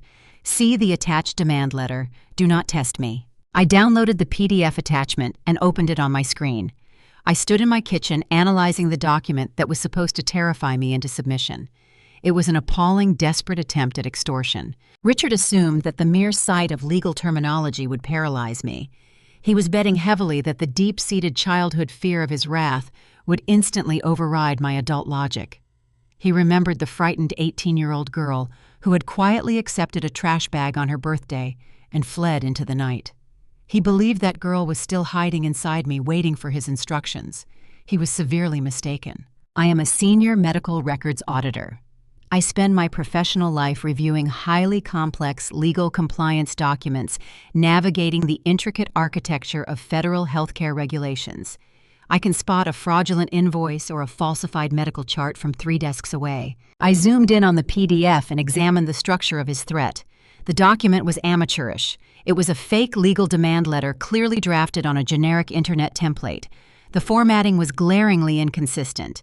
The margins were misaligned, and the citations regarding retroactive child support laws were fundamentally incorrect and legally unenforceable in the state of Missouri. The letterhead lacked the necessary State Bar Association identifiers for the alleged legal counsel he claimed to have retained. It was not a legitimate legal threat. It was a digital scare tactic deployed by a man who was rapidly losing control of his narrative. He was trying to use the threat of financial ruin to force me to sign the medical waiver. He still desperately needed the blanket release form to legally intercept any genetic data the hospital generated during the donor matching process. He needed to control the information pipeline before the transplant surgeons discovered what I already knew. I stared at the poorly constructed demand letter and felt a profound shift in my perception of the man who had terrified me for 2 decades. Richard was not an invincible titan of industry. He was a cornered fraudster resorting to cheap parlor tricks to protect a stolen inheritance. The anger I had carried since childhood dissolved, completely replaced by the cold, calculating precision of a professional auditor preparing for a final review. I did not need to run from his threats. I needed to leverage his arrogance against him. I closed the PDF and returned to the text message thread. I did not block his number. I did not fire back an angry rebuttal outlining the legal absurdities of his fake demand letter. Arguing with a desperate man only validates his delusion that he still controls the parameters of the negotiation. I typed a single pleasant sentence in response. "I understand your urgency, Dad," I wrote, ensuring the tone was perfectly accommodating. "Let us resolve all these family issues at your 60th birthday gala on Saturday. I have prepared a special presentation." I hit send and placed the phone back onto the kitchen counter. The message was a calculated risk, but I knew the psychology of my target. Richard had spent months planning his extravagant 60th birthday gala at the country club. He had invited regional politicians, powerful supply chain executives, and the banking officials who controlled the commercial lines of credit for his distribution company. He intended to use the lavish event to solicit sympathy for Preston's illness and secure leniency from his creditors by playing the role of the devoted, tragic patriarch. Maintaining his pristine public image in front of his wealthy investors was his absolute highest priority. He could not afford a messy public dispute.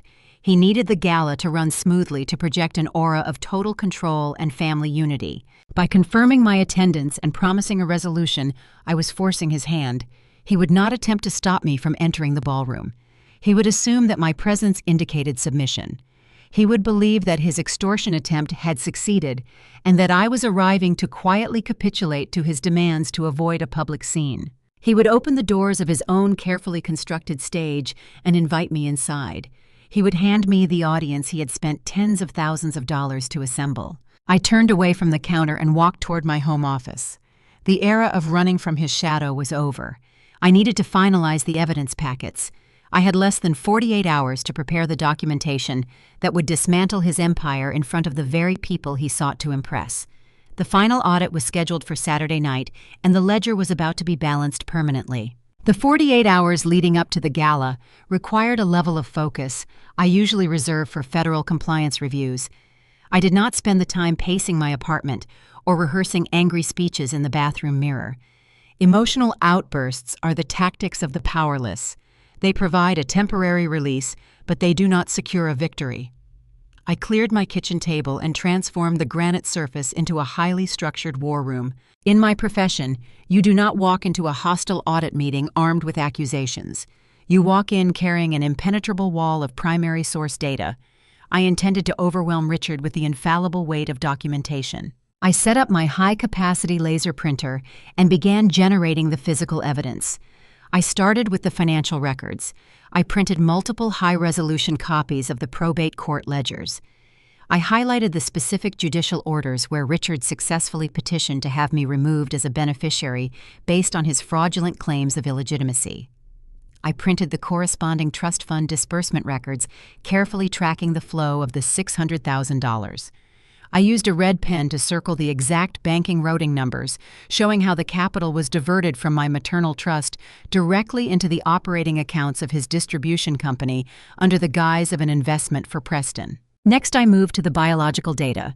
I retrieved the yellowed envelope from my bank vault the day prior. I made crisp, clear copies of the certified 11-year-old paternity test. The final conclusion: probability of paternity, 99.9%, was prominently displayed on the top sheet. This single piece of paper demolished the foundational lie he had told the community since I was 5 years old. It proved he knew I was his flesh and blood on the very day he threw me out.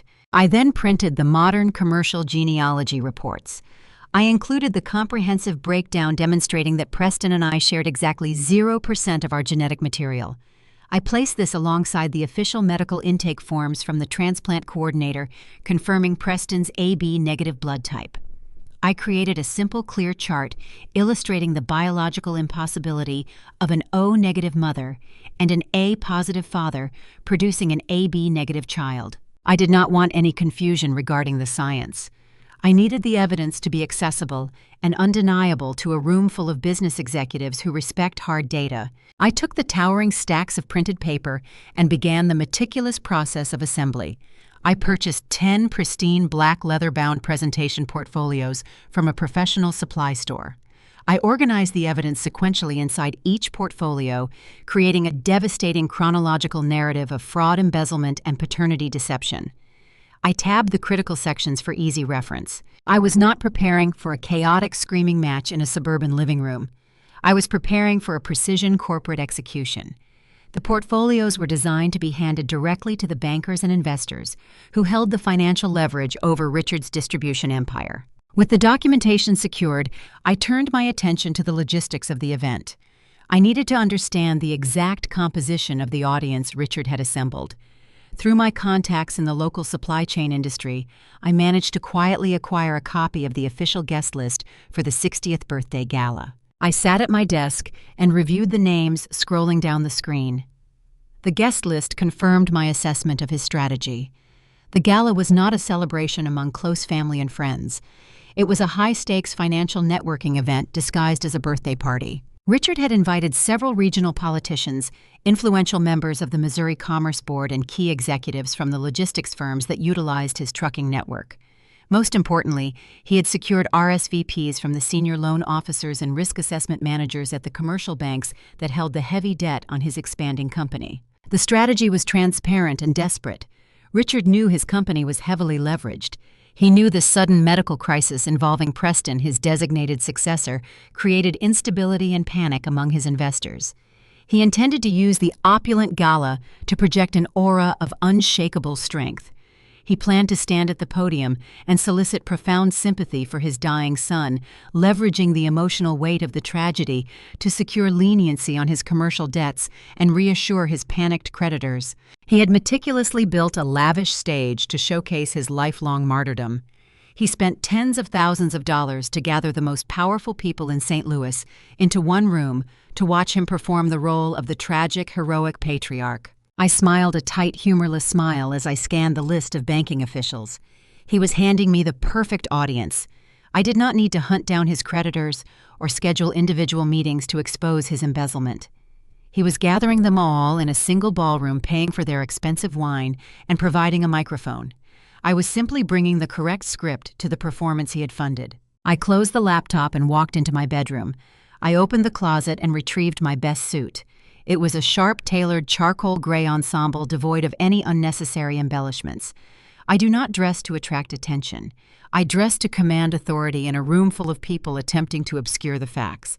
I carefully ironed the suit, ensuring the creases were sharp and deliberate. I packed the 10 leather-bound portfolios into my heavy canvas briefcase, securing the brass clasps. The briefcase weighed heavily in my hand, a physical manifestation of the truth I had carried silently for nearly 3 decades. I walked to the front window of my apartment and looked out over the city. The sun was beginning to set, casting long shadows across the streets of St. Louis. The gateway arch caught the final rays of light gleaming like a silver promise against the darkening sky. For 29 years, I had existed as the problem child, the burden, the shameful secret that needed to be kept in the background and eventually discarded. I had survived the psychological bruising by learning to read the fine print and tracking the discrepancies the liars left behind. The 29-year tenure of the scapegoat officially concluded tonight. The era of the auditor was beginning. I picked up my briefcase, locked the door to my apartment, and headed toward the country club. The final reckoning was scheduled, and I intended to arrive exactly on time. The double oak doors of the country club ballroom swung open to reveal a scene of meticulously curated excess. The space was bathed in a warm golden light cascading from 3 massive crystal chandeliers. Floor-to-ceiling windows formed the entire eastern wall, offering a sweeping, unobstructed view of the Mississippi River and the Gateway Arch, cutting a silver arc against the night sky. 80 of Missouri's most influential political and business figures were seated at circular tables draped in heavy white linen. Waiters in crisp black vests circulated silently through the crowd, carrying silver trays loaded with champagne flutes and delicate portions of toasted ravioli. The low hum of affluent conversation mingled with the soft melodies of a live jazz quartet positioned in the corner. The scent of expensive cologne and roasted tenderloin hung heavily in the air. I entered the ballroom, quietly slipping through the heavy doors just as the dinner service concluded. I did not draw attention to myself. I wore my tailored charcoal suit, blending seamlessly into the periphery of the opulent gathering. I navigated the perimeter of the room, finding an empty chair at a table situated near the rear exits. I sat down and placed my heavy canvas briefcase on the floor beside my feet. At the front of the room, standing on a slightly elevated stage, was my father. Richard Robinson commanded the podium with the practiced ease of a seasoned politician. He wore a custom-tailored tuxedo that fit his broad shoulders flawlessly, projecting an image of robust, unshakable authority. He gripped the edges of the wooden lectern, soaking in the attentive silence of his wealthy guests. This was his element. This was the stage he had purchased to solidify his legacy and reassure his nervous creditors. He leaned into the microphone and began his speech. The delivery was masterful, a seamless blend of rehearsed humility and manufactured grief. He started by recounting the arduous early days of building his distribution company out of a small garage in the Ozarks. He spoke of the grueling hours and the relentless dedication required to forge a supply chain empire. The executives and the bankers nodded in solemn agreement, validating his narrative of American grit. Then he pivoted the tone, shifting from triumphant business leader to the tragic, long-suffering patriarch. He lowered his voice, injecting a practiced tremor into his cadence. "Many of you know that my journey has not been without profound personal sorrow," Richard told the hushed room. He paused, gazing out over the audience to let the weight of his words settle. He spoke of my late mother Sarah, painting her death in the highway accident as a devastating blow that nearly broke him. He did not stop there. He leaned into the microphone, ensuring every syllable resonated through the high-quality sound system. He launched into the foundational lie that had defined my entire existence. He spoke of the heavy, unexpected burden he discovered shortly after Sarah passed away. He talked about the crushing realization of her supposed infidelity and the sudden terrible responsibility of raising a troubled, illegitimate daughter. He framed his cruelty as an act of profound Christian charity. He claimed he took me in providing a roof and a name for a girl who carried another man's blood because a lesser man would have walked away. The crowd murmured with deep, sympathetic admiration. Several women seated near the front dabbed their eyes with linen napkins. The senior loan officers from the commercial bank exchanged looks of solemn respect. They saw a man of immense moral fortitude, a leader whose integrity was forged in the fires of personal betrayal. I sat at the back table sipping a glass of ice water, listening to the man who stole my inheritance publicly assassinate my mother's character to secure his social standing. I did not clench my jaw. I did not allow anger to flush my cheeks. I remained perfectly still, observing the mechanics of his performance. Richard seamlessly transitioned to the true objective of the evening. He addressed the recent medical crisis involving Preston. His voice cracked perfectly on cue, a masterful display of controlled emotion. He spoke of his deep, agonizing fear for his true loyal son. He described Preston as the sturdy anchor of the Robinson legacy, the bright future of the distribution company, now fighting for his life in a hospital bed. He begged the room for their prayers and their continued faith in his family during this incredibly dark hour. The implication was clear. He was asking his investors to stand by him to overlook any temporary financial instability in his company out of respect for his enduring martyrdom. He finished his plea and looked out across the ballroom, seeking the validating applause he believed he was owed. As his gaze swept over the crowd, his eyes locked onto mine sitting in the shadows at the rear of the hall.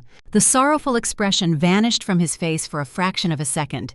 His eyes narrowed, hardening into a cold, silent challenge.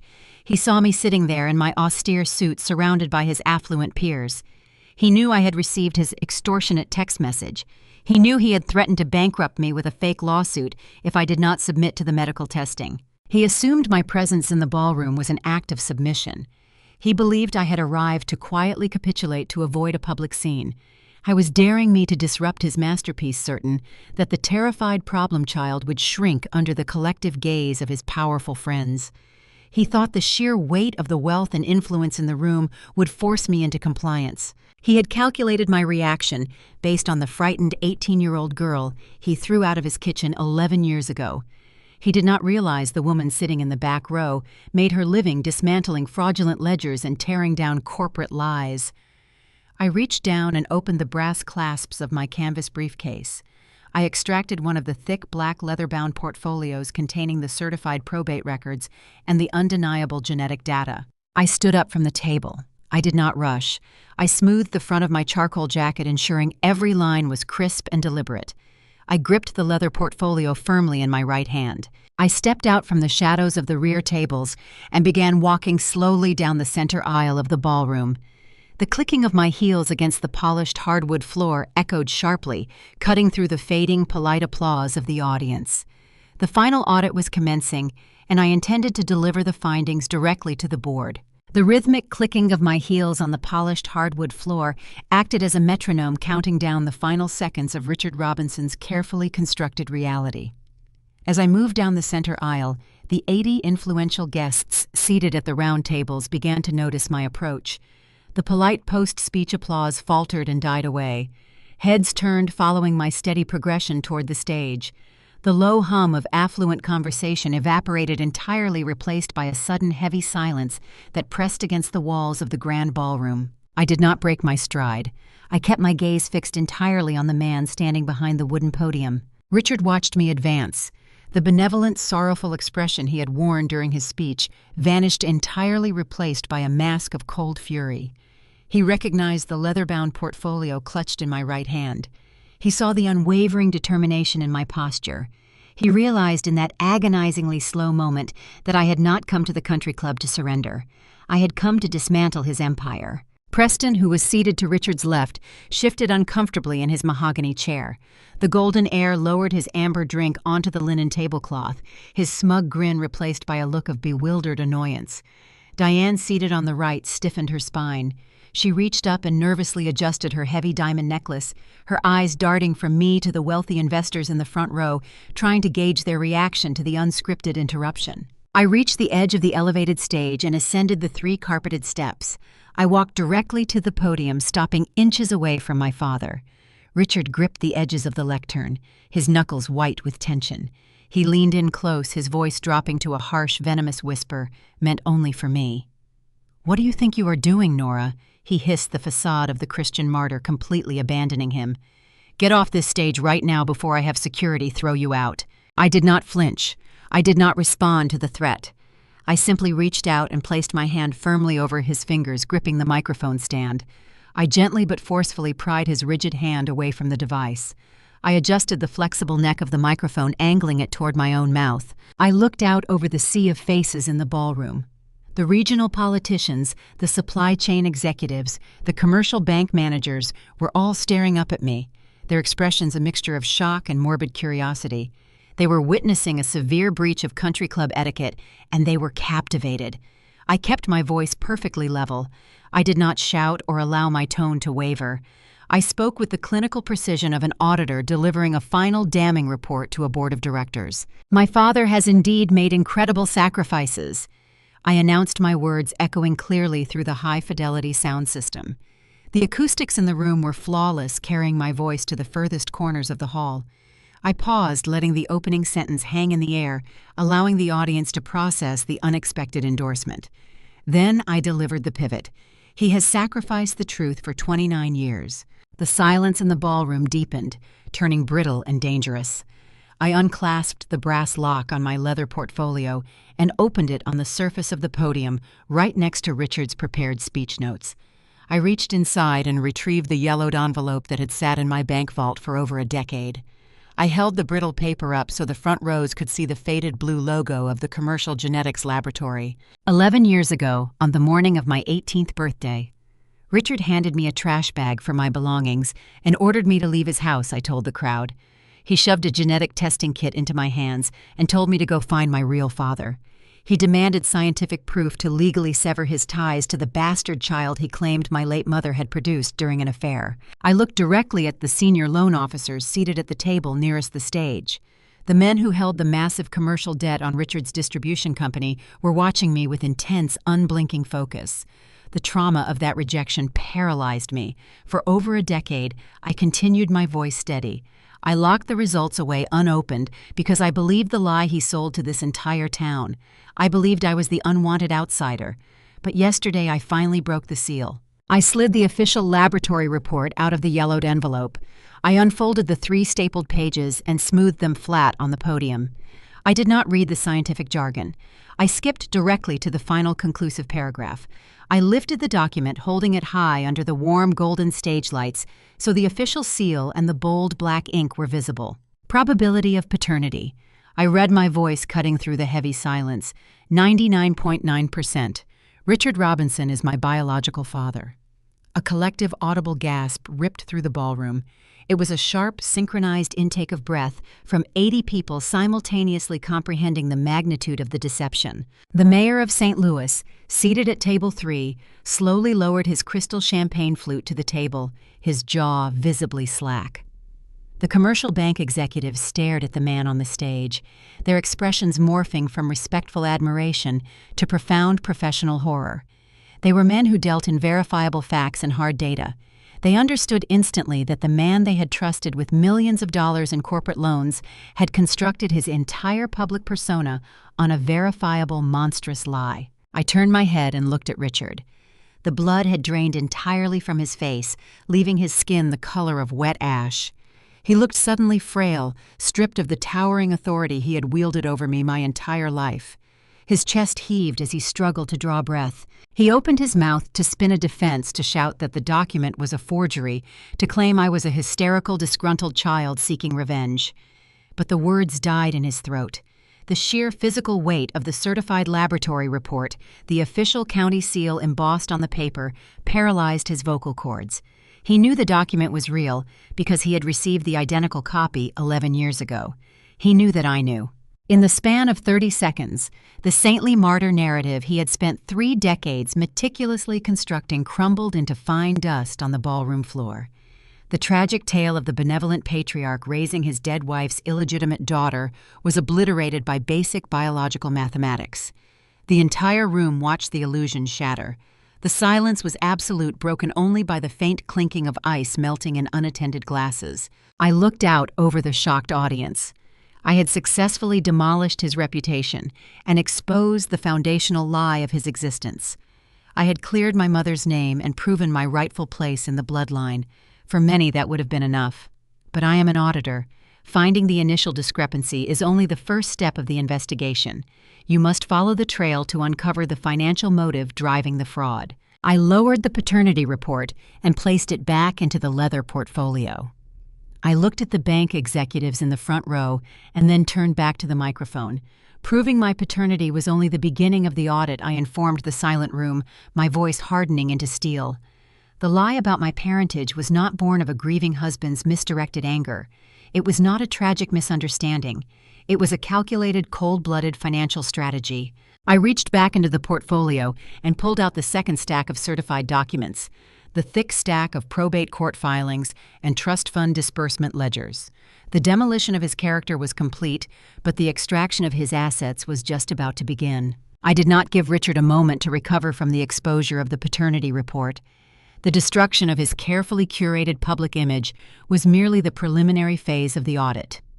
I reached deep into the black leather portfolio and extracted the thick stack of certified county probate documents and financial disbursement ledgers. The lie about my parentage was not born of grief. I announced, my voice projecting clearly across the stunned ballroom. It was not the tragic defense mechanism of a heartbroken widower. I stepped away from the wooden podium, leaving Richard frozen in place. I moved toward the edge of the elevated stage, closing the physical distance between myself and the tables occupied by his primary commercial investors. It was a calculated financial strategy, I stated, holding the heavy stack of documents up for the room to see. I descended the 3 carpeted steps and walked directly to the round table where the senior loan officers from his primary commercial bank were seated. The men who controlled the massive lines of credit keeping his distribution empire afloat watched me approach with wide, guarded eyes. I separated the top of 3 packets from my stack and handed them directly to the lead underwriter. He took the papers instinctively, his professional training overriding his social discomfort. 5 years ago, I explained, ensuring my voice carried back to the microphone on the stage, Richard filed a formal petition in the St. Louis probate court. He submitted multiple sworn affidavits claiming under penalty of perjury that I was the product of an illicit affair and not his legitimate biological heir. I paused, watching the underwriter's eyes scan the first page of the certified court filings. I used this fabricated narrative to legally strip me of a $600,000 trust fund established by my maternal grandparents. I continued, the clinical facts dropping like heavy stones into the silent room. The executives at this table shifted uncomfortably. The initial shock of the paternity revelation was rapidly morphing into profound professional horror. They were no longer simply witnessing a messy family dispute. They were reviewing documented evidence of severe financial fraud committed by a key corporate client. "Look at the disbursement ledgers attached to the court order," I instructed the underwriter, pointing to the specific tabbed pages in the packet. Richard liquidated the entire maternal trust portfolio upon my removal as a beneficiary. He did not secure those funds in a neutral account. He routed the stolen inheritance directly into accounts controlled by Preston. I turned back to face the wider audience, making sure my next words resonated with every politician and supply chain executive in the room. Preston then immediately transferred that capital into the operating accounts of Richard's regional distribution company, I declared. They used my stolen inheritance to fund the massive expansion of their trucking fleet and the acquisition of the new warehouse facilities across the state. I looked directly at the lead investor standing near the back bar. "The business you are currently investing in, the empire you believe was built on American grit and relentless hard work, was actually built on embezzled inheritance," I stated with absolute clarity. Richard Robinson stole his biological daughter's legacy by systematically destroying his dead wife's reputation just to consolidate his cash flow. The ballroom erupted in a chaotic murmur of hushed, urgent conversations. The facade of the elegant birthday gala had completely shattered. Business partners leaned in close to their spouses, whispering frantically. The bank executives at the front table were already pulling out their smartphones, likely preparing to contact their legal and compliance departments. The liability of being associated with a documented fraudster was toxic, and they knew it. Up on the stage, Richard seemed to shrink under the crushing weight of the exposure. He gripped the edge of the podium, his knuckles stark white, his mouth opening and closing silently, like a fish pulled from the river. The master manipulator had finally run out of lies. But the defense mechanism of a toxic family is rarely dismantled by a single strike. When the patriarch falls, the enablers invariably step forward to protect the system that sustains them. Diane, seated to the right of the podium, suddenly sprang to her feet. The abrupt, violent motion sent her crystal wine glass tipping over. The dark red liquid spilled across the pristine white linen tablecloth, resembling a spreading bloodstain. She ignored the spill and lunged toward the center of the stage. Her face was twisted into a mask of pure, desperate panic. The serene, devoted stepmother act she had performed for 3 decades evaporated instantly. She bypassed Richard and grabbed the microphone stand, her heavy diamond necklace swinging wildly against her collarbone. "This is a disgrace!" she screamed, her voice shrill and echoing harshly through the speakers. "How dare you come into this room and spew these vicious lies, Nora?" She gripped the microphone tightly, pointing a manicured finger at me as I stood in the center aisle. She was attempting to seize control of the narrative by deploying the ultimate emotional weapon. She was playing the desperation card, hoping to weaponize the audience's natural empathy. "Look at her!" Diane shrieked, addressing the stunned crowd. "Look at this bitter, heartless woman!" She bursts into a celebration of her father's life, launching a malicious attack over money, while her own brother is fighting for his life in a hospital bed. Diane understood that defending Richard's financial crimes was a lost cause in a room full of bankers. Her only viable strategy was to attack my character and shift the focus entirely to Preston's sudden severe illness. She needed to make me the villain of the story by portraying my pursuit of justice as an act of unfathomable cruelty during a family medical crisis. "Preston needs a kidney transplant immediately," Diane cried, her voice cracking with manufactured hysteria. "He is dying, Nora. He is your brother, and he is dying. We begged you to help him. We pleaded with you to get tested to see if you were a donor match to save his life." She paused, letting the dramatic weight of her accusation settle over the room. She looked out at the guests, tears streaming down her face, attempting to rally their judgment against me. "And what did you do?" Diane demanded, her voice trembling with righteous indignation. "You refused. You refused to even take a simple blood test. You are standing here trying to ruin your father's business out of spite, while you let your own brother suffer. You are letting him die because you care more about a trust fund than your own flesh and blood." The tactic was undeniably effective. The frantic murmuring in the ballroom ceased. The moral pendulum of the crowd swung wildly back and forth. The guests looked at me with renewed skepticism. The revelation of the financial fraud was shocking, but the accusation that I was intentionally withholding a life-saving organ from a dying sibling struck a deep primal chord. The wealthy donors and politicians hesitated their disgust at the theft, temporarily overshadowed by the sheer perceived cruelty of my refusal to donate. Diane stood at the podium, breathing heavily, believing she had successfully turned the tide. She thought she had used Preston's failing kidneys to build an impenetrable shield around Richard's stolen empire. She assumed I would crumble under the accusation of being a heartless monster in front of 80 influential people.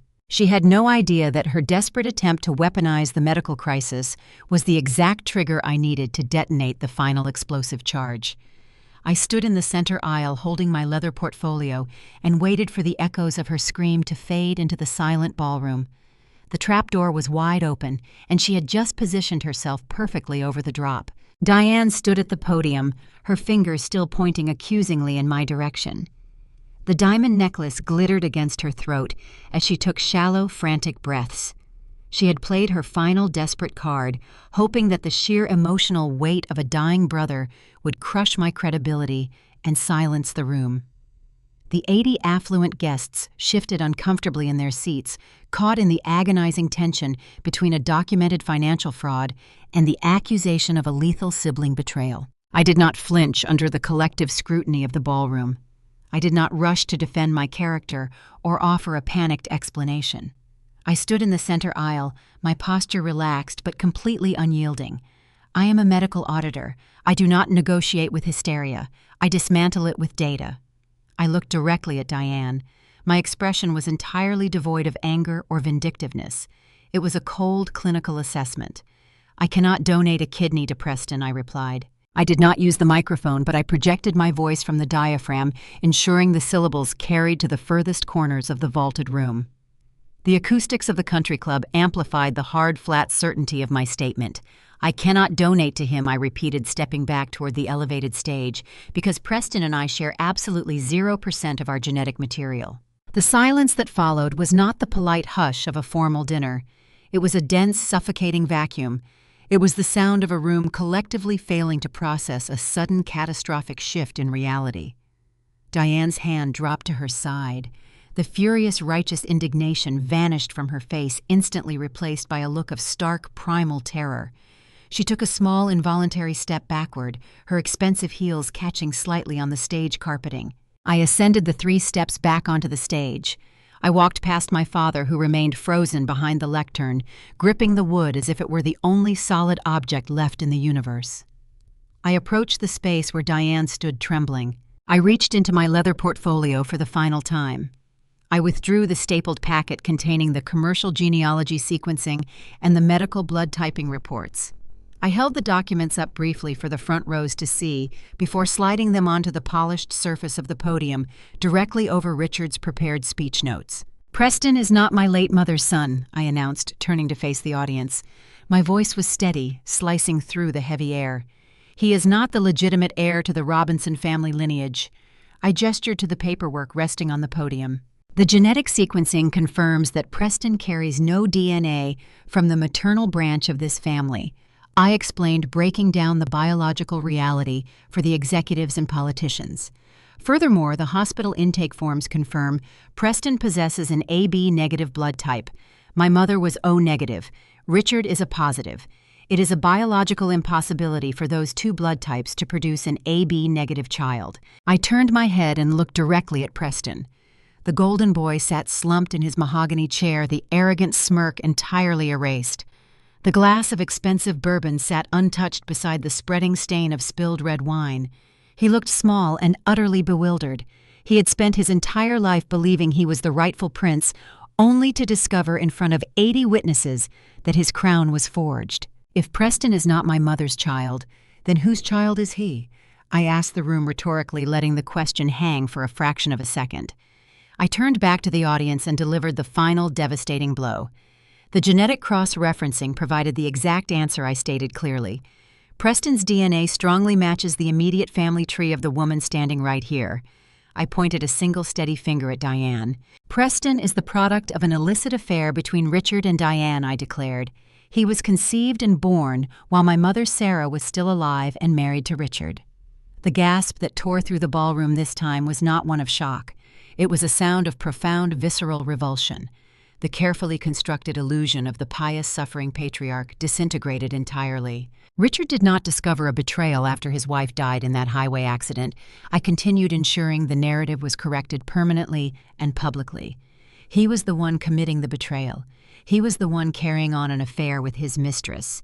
I looked at the bank executives in the front row, watching them process the staggering magnitude of the deception. When my mother passed away, Richard saw a grotesque opportunity. I explained the clinical facts, laying bare the mechanism of the theft. He moved his mistress and her illegitimate child into our home. To protect his own reputation from the scandal of his infidelity, he flipped the narrative entirely. He projected his own sins onto his dead wife. He convinced this entire town that his legitimate biological daughter was a bastard, to hide the fact that the boy he was elevating was the true product of an affair. I paused, letting the sheer cruelty of the 30-year con settle over the silent room, and then I delivered the final summary of the audit. He used that fabricated story, the myth of the problem child, to legally petition the probate court. He destroyed my mother's reputation to steal a $600,000 inheritance so he could fund the life of his bastard son and expand the business you are all currently financing. The ballroom erupted. The polite veneer of the country club shattered into absolute chaos. The scene descended into a frantic, disorganized frenzy. Several prominent business partners immediately shoved their chairs away from the linen-draped tables, standing up and reaching for their coats. They wanted no proximity to the radioactive fallout of a documented federal embezzlement case mixed with a scandalous paternity fraud. Investors whispered urgently to their spouses, their faces tight with disgust. The local politicians who had attended the gala seeking campaign contributions were already edging toward the heavy oak doors, desperate to avoid any photographic association with the disgraced patriarch. Up on the stage, the Robinson family imploded. Diane let out a sharp, strangled sob and buried her face in her hands. The glittering diamonds around her neck seemed to mock the absolute ruin of her social standing. She had played the role of the devoted stepmother for decades, hiding her own illegitimate son in plain sight while watching the true daughter suffer. Now her secret was exposed to the very society she desperately wanted to rule. Preston stared blankly at his hands, unable to comprehend the sudden evaporation of his identity and his inheritance. The golden heir was suddenly a man with no legacy and a failing kidney trapped in a narrative he never knew was false. Richard staggered backward away from the podium. His knees gave out and he collapsed heavily into his chair. He looked out at the fleeing investors, the disgusted bankers, and the ruined gala. He was entirely stripped of his reputation, his finances, and his false moral superiority. The man who had spent 30 years controlling the narrative through intimidation and lies was reduced to a silent, trembling shell staring at the wreckage of his own design. The leverage was absolute. The extraction was complete. I stood at the center of the stage, surveying the chaotic ballroom. I felt no urge to yell or gloat. I did not require an apology or a tearful reconciliation. The truth had done the heavy lifting. I reached down and closed the brass clasps on my empty leather portfolio. I left the microphone standing on the podium. I turned and walked off the stage. I moved down the center aisle, navigating through the departing guests, and pushed through the heavy oak doors into the cool night air, leaving them to drown in the irrefutable evidence